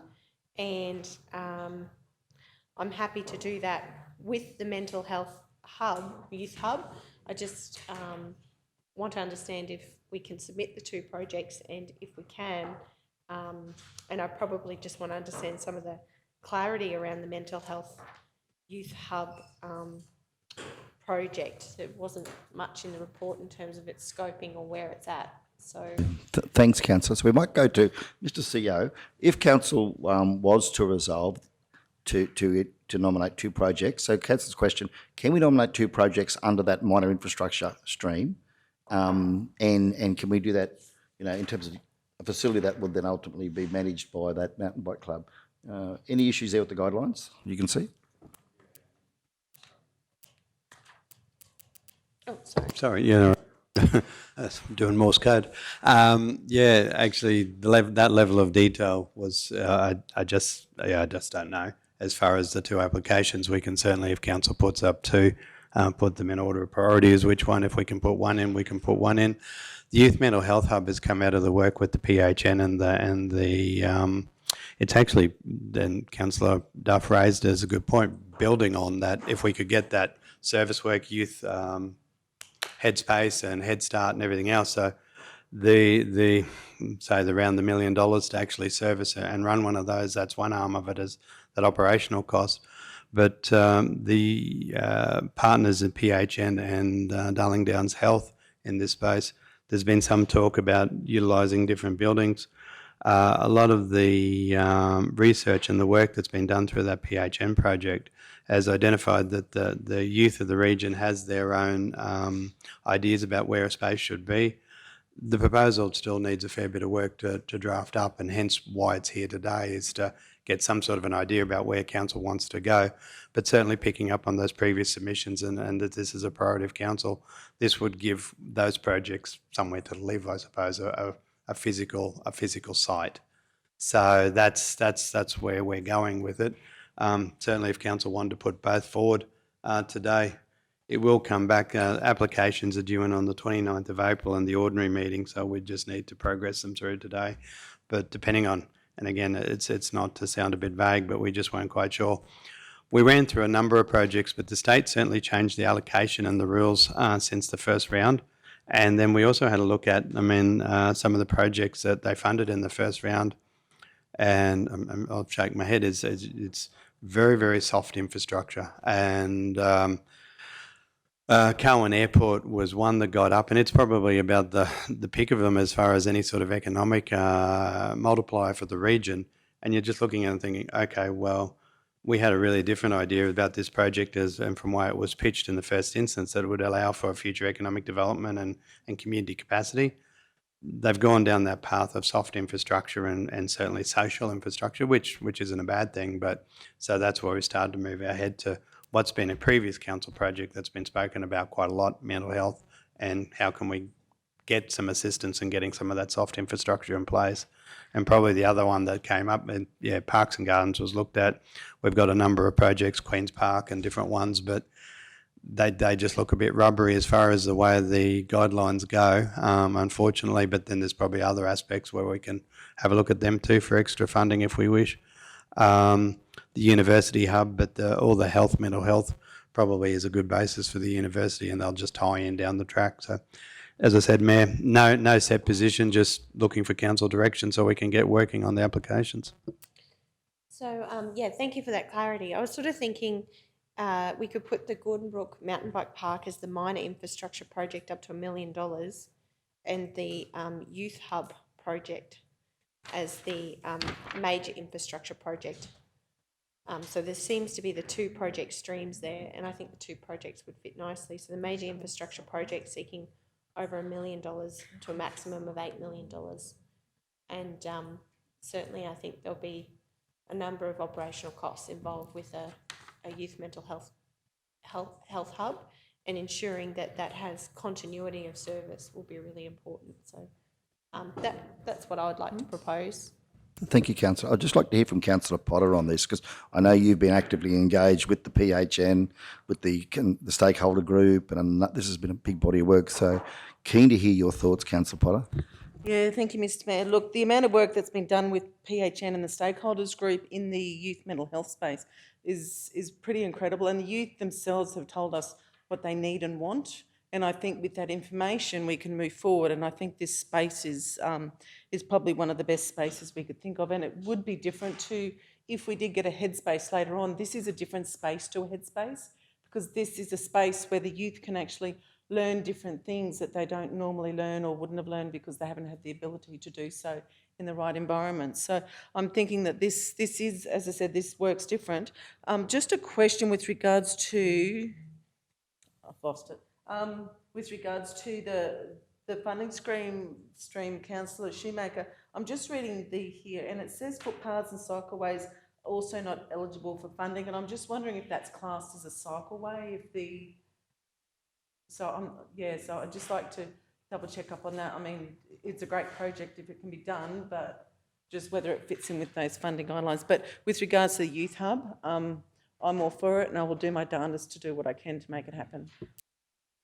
Thank you, Councillor. Further speakers before we progress this, and I will come to progressing it shortly. Councillor Jones. Look, yeah, both are very good and fully support both, but I guess following on from Councillor Shoemaker and questions and spaces, if we put in an application and we're successful for a mental youth hub, are we ready to progress? Have we got the like a space identified? Are we sure that this is going to be an ongoing process? It's going to be fully funded? What's the cost going to be to our council and our region? Are we ready? If we get the funding, are we right to just press the button and confidently say, yep, we can do this? And hearing the questions and the comments that there is so much unknown, we all want to see it. We want to see it happen overnight, but are we able to confidently sit here and say, yep, we've got a place already identified, we're going to put it in there, are we going to be able to afford it? A lot of unknowns in that one for me, but don't get me wrong, fully support both, but there's questions there that I'd like to just have more clarity around. Obviously, we've got until the 29th, and I'm sure the CEO will be able to bring us that information back. Yeah, I think might let Councillor Potter answer that one. Yeah, thanks, Councillor. Yeah, look, there has been a couple of spaces that we've thought of. So, you know, we're very lucky. South Burnett Regional Council has a Margie Hams, and she has done a lot of work in this space before with PHN and the work she's done with council now and with the youth council starting up. So I do believe that if we do get this funding done, that if we are able to get this funding, that we will be in a position purely because we have a Margie at this stage. Thank you, Councillor. Councillor Duff. Through you, Mr. Mayor, yeah, what I think the CEO is referring to is that whole federal submission is around getting all of the programs through the PHN, but we need the space to actually do it. And so that funding, the state funding that you're seeking, is to work around getting the space, because as part of that advocacy document, the submission that we put through to the federal government was that we would provide that space. So now you're asking for the funding through this to make that space. So whether it be, you know, across the road, you know, in the Glennon Street, that building, or somehow convert a building to suit the outcome. So I think it complements the submission to the federal government. Thank you, Councillor. Yeah, Councillor Jones. Yeah, just so who funds it? We get it. We're up and running. There was $1 million just mentioned to run it. Like, yes, so they fully fund it. So we provide the place and the space for this to happen, and then that's all we've got to do. Councillor Jones, if I could jump in there, I'm on the steering committee for the Mergen and Cherbourg Youth Hub with a number of other delegates from, it's a multi-agency committee. And so what happens there is that Education Queensland funded that, and they built it on the school grounds, but the delivery of the services is funded through other agencies. So the PHN take a real lead in that. All of the operational costs associated with delivery of services are paid for by aren't paid for by the school. They're paid for by PHN. So they have Lives Live Well come in. They have a GP come in. They have other service providers come in from different agencies, but it's all funded through PHN/health. Yeah. Okay. Further speakers? If not, I might just give a summation on this. I absolutely hearing Councillor Shoemaker on the mountain bike park. I know those guys have done a tremendous amount of work out there. My only concern is that we may get the right terminology here, but I want to make sure we're very focused in our application and our advocacy here to government. And sometimes if you give governments options, they take perhaps an option that might seem to them at least to be an easier one. I'm probably not so keen to muddy the water by putting two applications in. I'm really concerned, to be honest, that we're just not getting traction moving forward with youth with mental health across our region, and we need to start putting some resources in place, both physical and human resources in place to deal with these issues. And I would hope if soft infrastructure and social welfare is where the mind of the committee is at on this, the funding committee, that they would support something like this. And I think we should have a very targeted, focused, single mind, this is just my views, on a youth mental health for the people of the South Burnett, and happy to then see the other one come up perhaps through other funding opportunities there if they're available, Councillor Shoemaker, but that would be my position. So I would prefer to see that we leave the recommendation as is at this point in time. But, you know, councillors, you certainly have the opportunity to change it if you'd like to do so, to incorporate the other one. But I wouldn't be supporting inserting a second project at this stage for those reasons. Further views? So, thank you, Mr. Mayor. So, yeah, I support that view. I think the other project is a great project, but I think that this should be our priority. I think it's a massively serious issue, and that we, on the back of putting this application in, we need to continue really hook into the federal government on where we're at with this submission as well. Okay, Councillor Schumacher. Yeah, I don't disagree. I absolutely do think it's an important project. I do believe that in the South Burnett Mountain Bike Club, and that their project really is a game changer for our region, particularly on the back of what's being constructed at Western Downs with their trails that has been solely led by their local government. So it's really great to see a community organisation. I know we're the envy of many areas because we've had a community organisation lead the charge there in developing a mountain bike park, which is quite unique. I do absolutely support better health outcomes for our youth, and am happy to support this application. But in doing so, I do want some of those longer term questions that I've asked actually answered. So I'll support this application, but in terms of the actual construction, I really do want to understand how this impacts on our operational budget moving forward. So if council is going to be the owner of this facility and responsible for all maintenance, it really is an area where we do need state and federal government funding to maintain the continuity of that service. And I know this is the beautiful thing that local governments do, where we see if our community's in need, we step up and we do something about it. But with the reducing amount of funding that we're receiving, the reduction in FAGs, reduction in LRCI funding, the unlikely W4Q funding into the future, I think unlikely to maintain the levels of W4Q funding into the future. I think it's really important that we make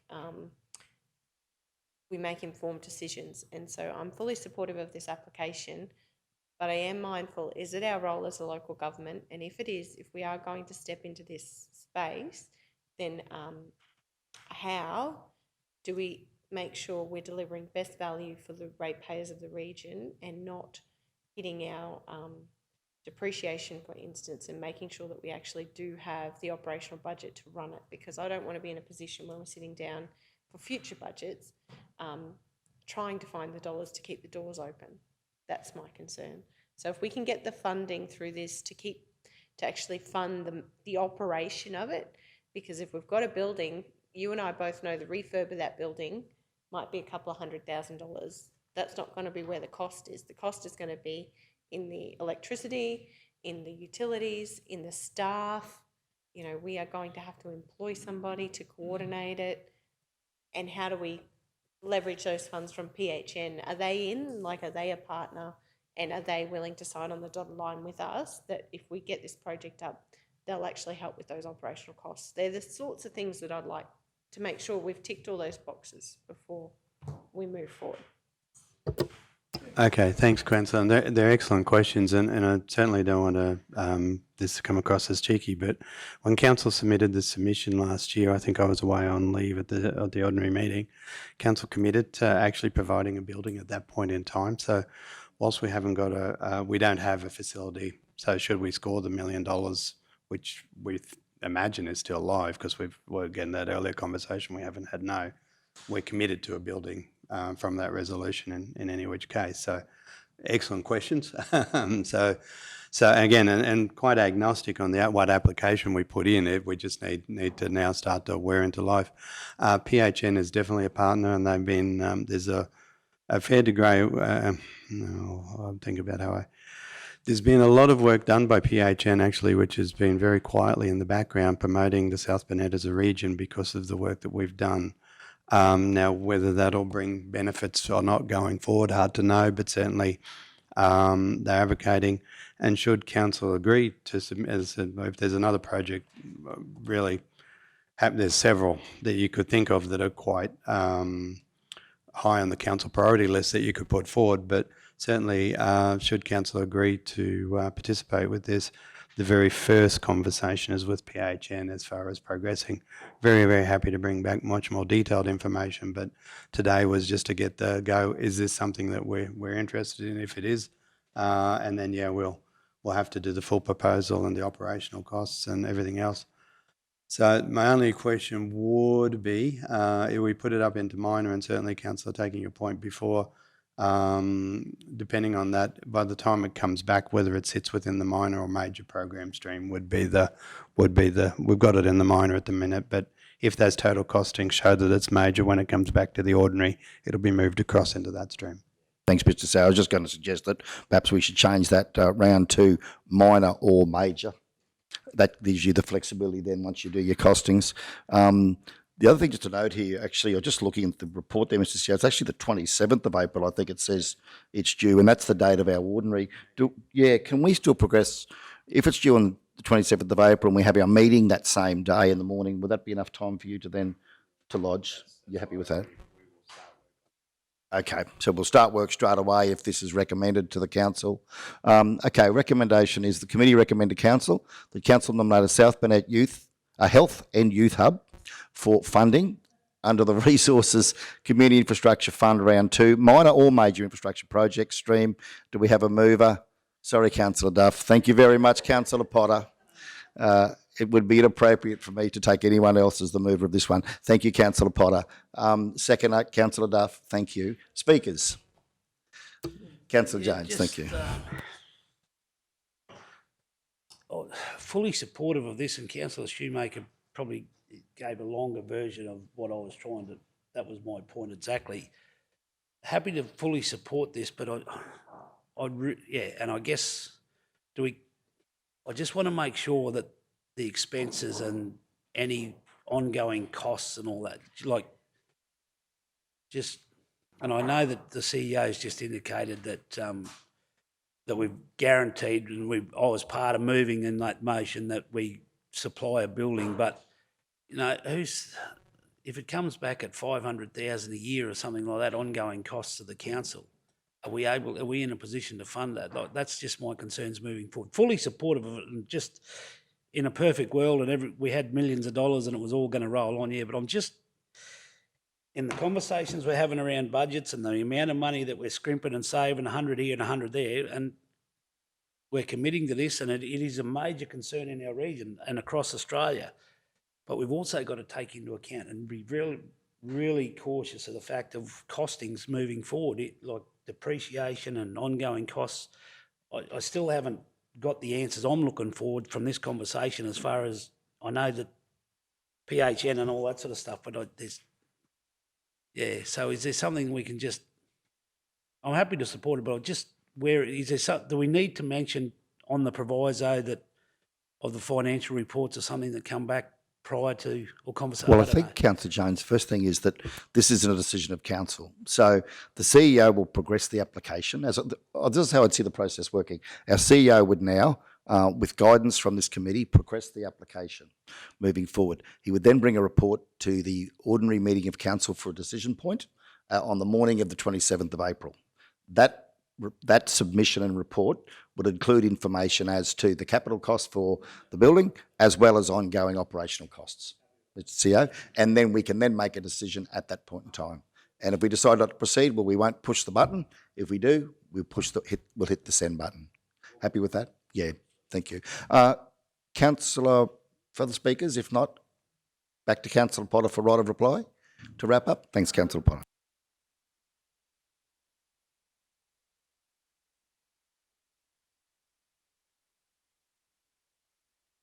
Sorry. Councillor Duff and I think this is probably one of the best things our council can do for our youth. Our youth are the next generation up and coming, and we do have to look after them. So we fully support this motion. Thank you, Councillor. Let's go to the vote on this. Those in favour? Carried unanimously. Thank you all. 6.9, Pothole Repair Program. That's at page 96. General Manager, thank you.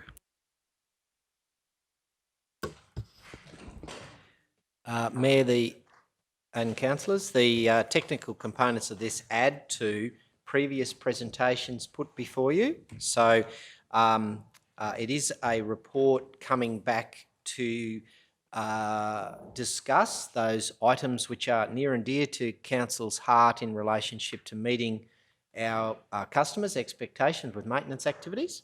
I think the report stands pretty much as read, and of course is supported by those previous reports on methodology that was submitted.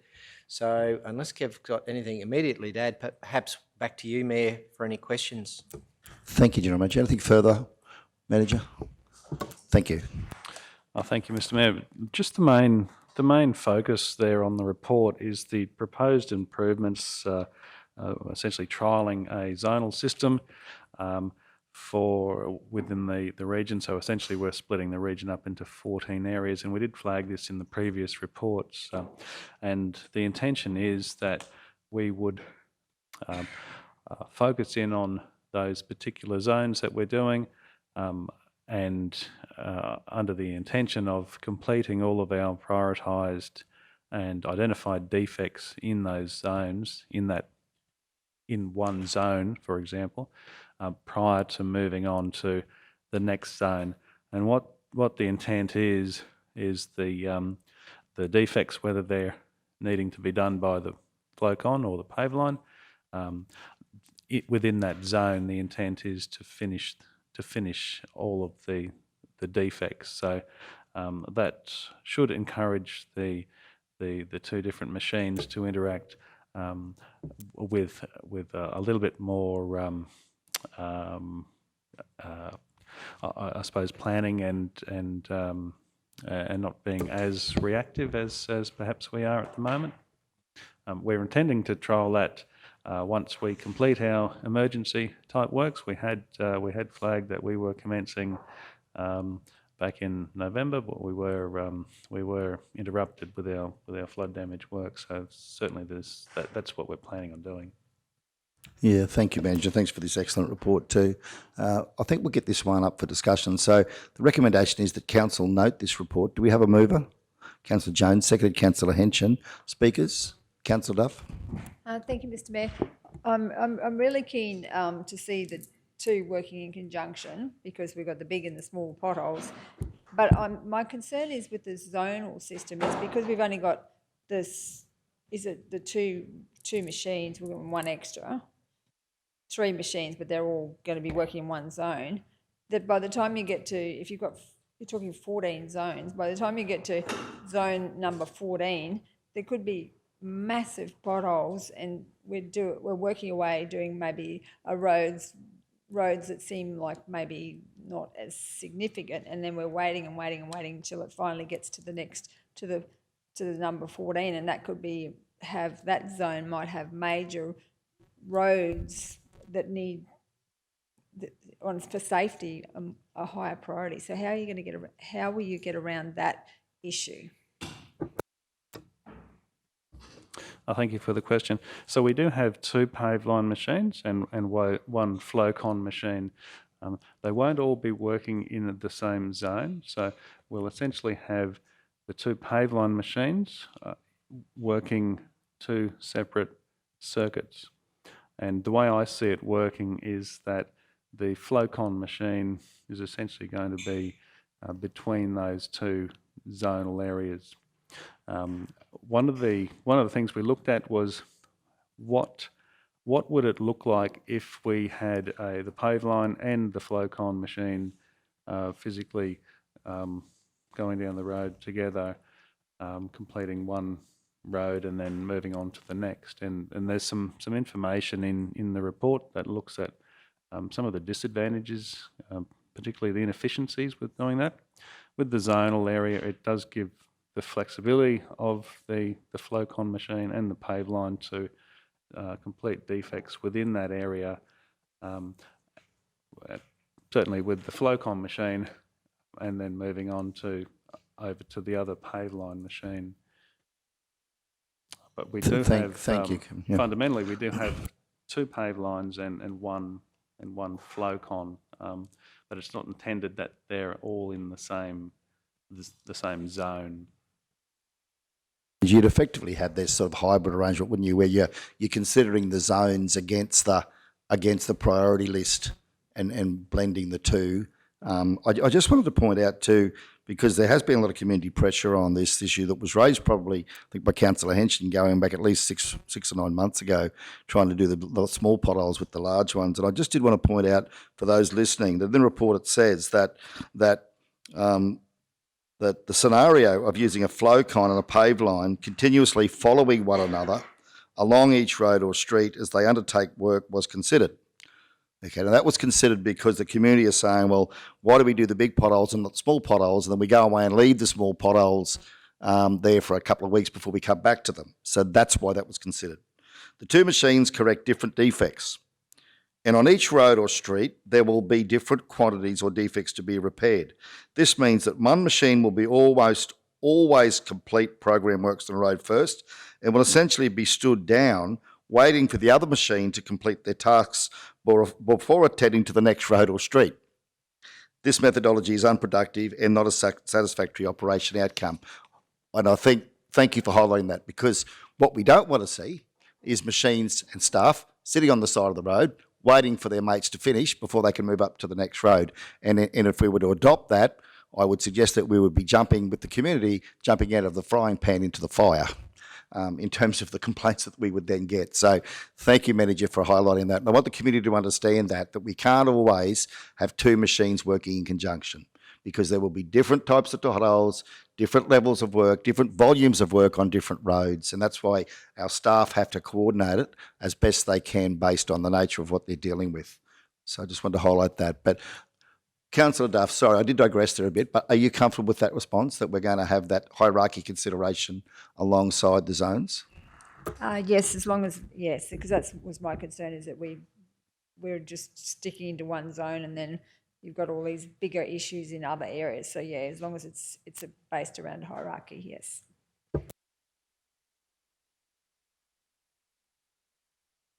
It's a very good point that Councillor Duff makes.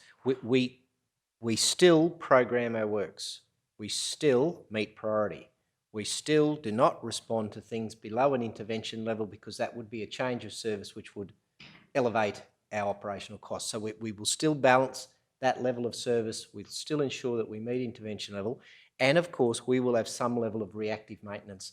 I think the great parallel to what Kevin has recommended here is our unsealed network, where we go around our unsealed network in a programmed fashion and we largely maintain it by the time it needs maintaining, but we still respond reactively where we need to. But we need to keep that to a minimum, because being reactive is not in line with efficiency. So I take your point. We will always be able to go and deal with the outlier, the high priority, as we need to, and Kev acknowledges that in the report. Councillor Shoemaker.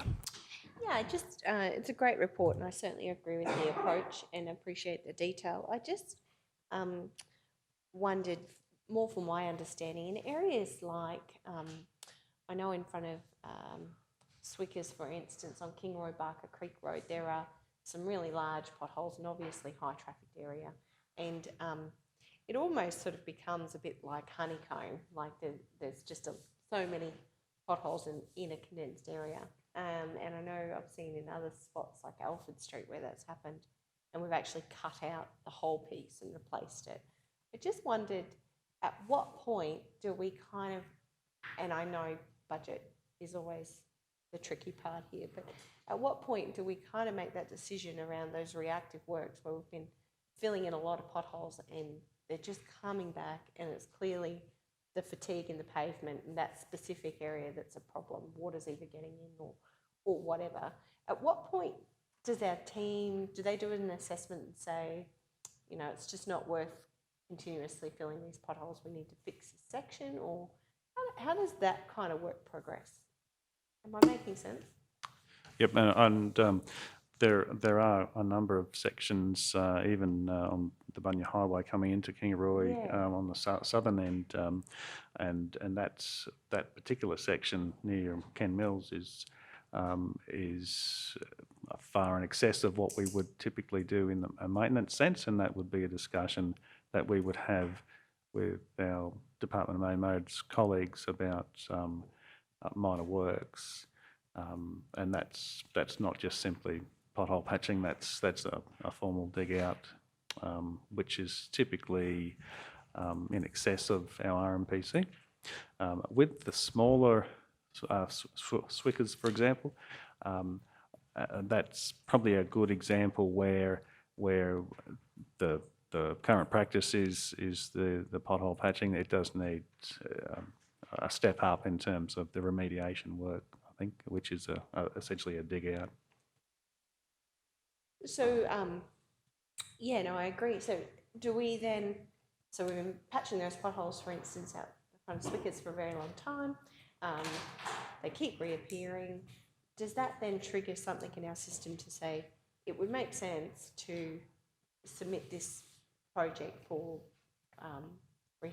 rehabilitation work, or is that kind of the process? Just want to make sure those triggers are in place, because the guys on the ground do some exceptional work. They travel some exceptional number of kilometres, and I know we've got inspectors and things, but you know, they must even get frustrated sometimes with how many times they have to fill some of these areas. Is there like a process in place where we're capturing that data and then pushing it through for another remediation kind of fix? I think that's an area where we're looking at, particularly with our reflex system. Yep. Where we find that we spend a lot of, or do a lot of defect repairs on, say, a particular road, capturing that information and looking at that historical information provides, particularly if you can capture that easily, which Reflect can, gives you the opportunity to say, well, hey, let's look at doing a stabilised program on these particular really key areas, because look at the cost, look at the amount of effort that we've actually we've taken over the last few years on that particular section of road, and that's probably where the likes of our reflex system can help us make better decisions, I suppose. Yeah, no, that's great. That's kind of what I wanted to understand, just that next step, because sometimes, despite the guys' brilliant work across the region, you're just not going to get on to the problem with that fix. It's very reactive. So, yeah, the triggers. It's exciting, the work that's happening with Reflect, and thank you for the content.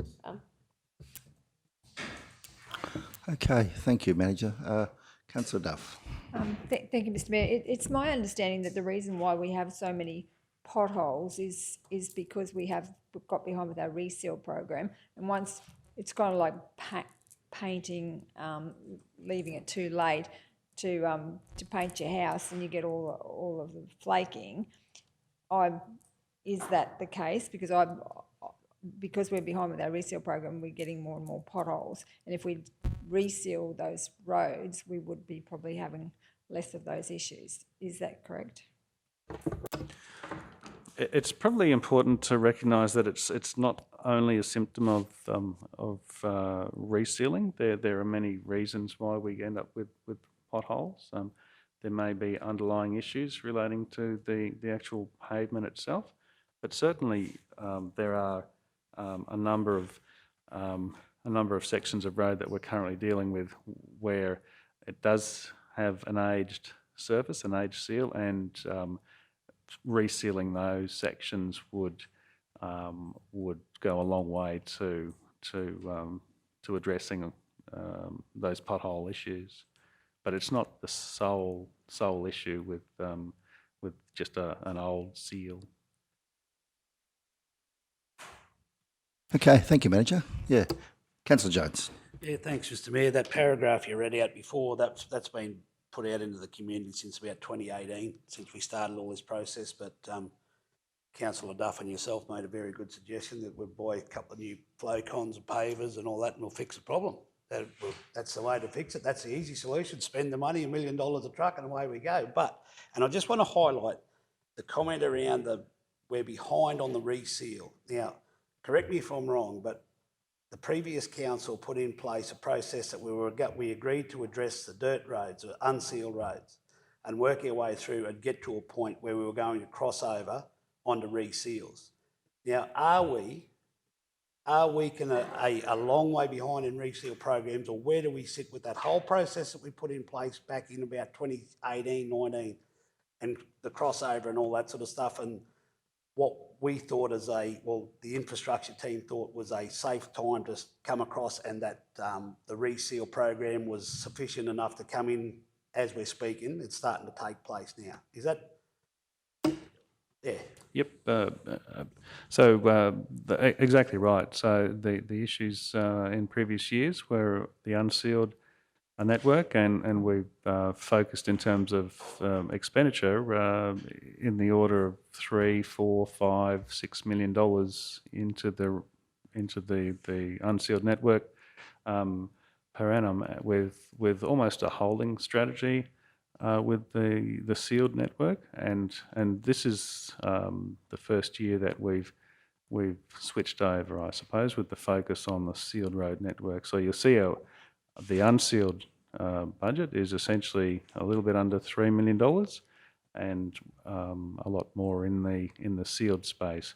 It's important to remember, though, it's we've got two portions of the sealed network. We've got the reseals, which would generally be around about $3 million in terms of our annual depreciation. Then we've got the pavement, the rehabilitation, which is that again. So you're essentially looking at in the order of $6 million on the sealed road network, and that's where we're essentially reducing what we've typically spent on our gravel roads, our resheeting, with the focus more towards the sealed road network. Yeah. So just to clarify, to say that we're behind in the reseal program and all that, and that's what's causing all the significant increase in potholes, is probably a little bit misleading, incorrect to a point. That's not not the whole reason. There's a lot of contributing factors. Now, I can tell, and the other thing is we've got a lot of main roads that we need to try and fix up as well, and RMPC and all that sort of stuff. So maybe you can give a brief indication or an explanation on how that funding works, how that works in with our programs as well, because we get a lot of flack over potholes on main roads, and they blame us. And yes, it is our role to work with main roads to try and fix all that as well. But to get significant amounts of money out of main roads for RMPC works like getting teeth pulled at times. So maybe you can just explain a little bit around that, how that ties in with our program. Yep, in terms of main roads, we have our RMPC, which is around about $2 million, which is the maintenance, the literally fixing potholes and slashing and so forth. In terms of the resealing component, that's not part of our contract. It's very much in the realms of main roads discretion, similar to upgrades. Because I've driven the roads just in these wet times, and roads that have been resealed and roads that are in the surface to drive on them looks quite fine, but there's some of the worst areas that have been affected by potholes. So to say that the reseal program is a significant reason why, and falling behind that is not the main reason for the increase in the potholes, is the point I'm trying to make. Thank you. Perhaps we certainly don't want to get into having to deal with misleading statements made and OIA matters here in the council chamber, but perhaps, Councillor Duff, you'd like to clarify that your statement was more that perhaps not that we're behind, but that we have a lot of work to still do in sealing our. Is that what you're indicating, or would you like to clarify? Oh, I was asking the question about whether the fact that we haven't, what I was led to believe that we're always behind our reseals, we need to do more resealing, that was contributing to the potholes. So I was actually asking a question whether that was the case. Mr Mayor, thanks, Councillor. I apologise for that, using those words. So that's not what I was trying to make light of. I was just wanting to bring to the attention that the fact that resealing or falling behind in the reseals, which people may think out in the community, is not the major contributing factor to the significant increase in the potholes and all that. There's a lot of contributing factors, and the reseal program, we are behind in the reseal program. We have been for decades, and we're behind in the maintenance on the unsealed roads, have been for decades. We've tried to address them through putting money into the unsealed roads, and now we're trying to cross over, and that was always our process from 2018. I think we started 17-18, and we're right at that crossover now. So the maintenance on the, anyway, so that... Yeah. Thanks, Councillor Jones. No, thank you. Just Councillor Jones is retracting his comment that you're misleading the chamber. I think that's what you're saying there, Councillor Jones. That wasn't your intention. Yeah, thank you. It's just a terminology that can get us into hot water. Okay, look, I think we're on the same page here, aren't we? At the end of the day, we all want to see our road network renewed as best we possibly can. As Manager has said, we've got coming forward the capital budget for renewals for unsealed and sealed in coming weeks, and that'll be an opportunity for us to extend this discussion in relation to where council's priority is going to be for the next financial year in that space. And to clarify for the community, I have read the DTMR guidelines on mitigation of potholes, and it does clearly say, Kevin, as you've indicated, that resealing is the primary strategy for pothole mitigation. I think if you read that document, the DTMR maintenance standards say that. So obviously, I support resealing as an effective part of our renewables program, and hopefully, I think we're on the same page though. We're probably just seeing it from different perspectives. Okay, very good. Well, where are we at? We've got a mover and a seconder. Anyone else want to comment on this? If not, we'll go to the vote. Those in favour? Yep, carried unanimously. Thank you all. Now, I can see some of us looking at our watches and the clocks, so we'll keep wrapping this up. We're pretty close. 7.1, LDMG Water and Wastewater Portfolio Report. I think we'll take that as presented. The recommendation is that it be received for information. Do we have a mover? Thank you, Councillor Potter. Second, Councillor Henson. Any speakers in relation to the report? No. Those in favour? Carried unanimously. Thank you all. 8.1, questions on notice. That's at 115, where the questions are shown, and over the page at 116 there are the answers. The responses in relation to Fogg's Quarry, in relation to consultation process for Christmas tree at Wondai, and thirdly in relation to the irrigation system at program at the CBD Kingaroy. So for the councillors concerned there, did you want to have seek further clarification? Are you comfortable with those responses? Yep, everyone's happy? Okay, all right. Well, we've got the recommendation. The responses to the questions raised be received and noted. Do we have a mover? Councillor Jones, seconder. Councillor Shoemaker, thank you. Those in favour? Carried unanimously. Thank you all. We'll now call the meeting to a close at 12:56 p.m. Thank you all.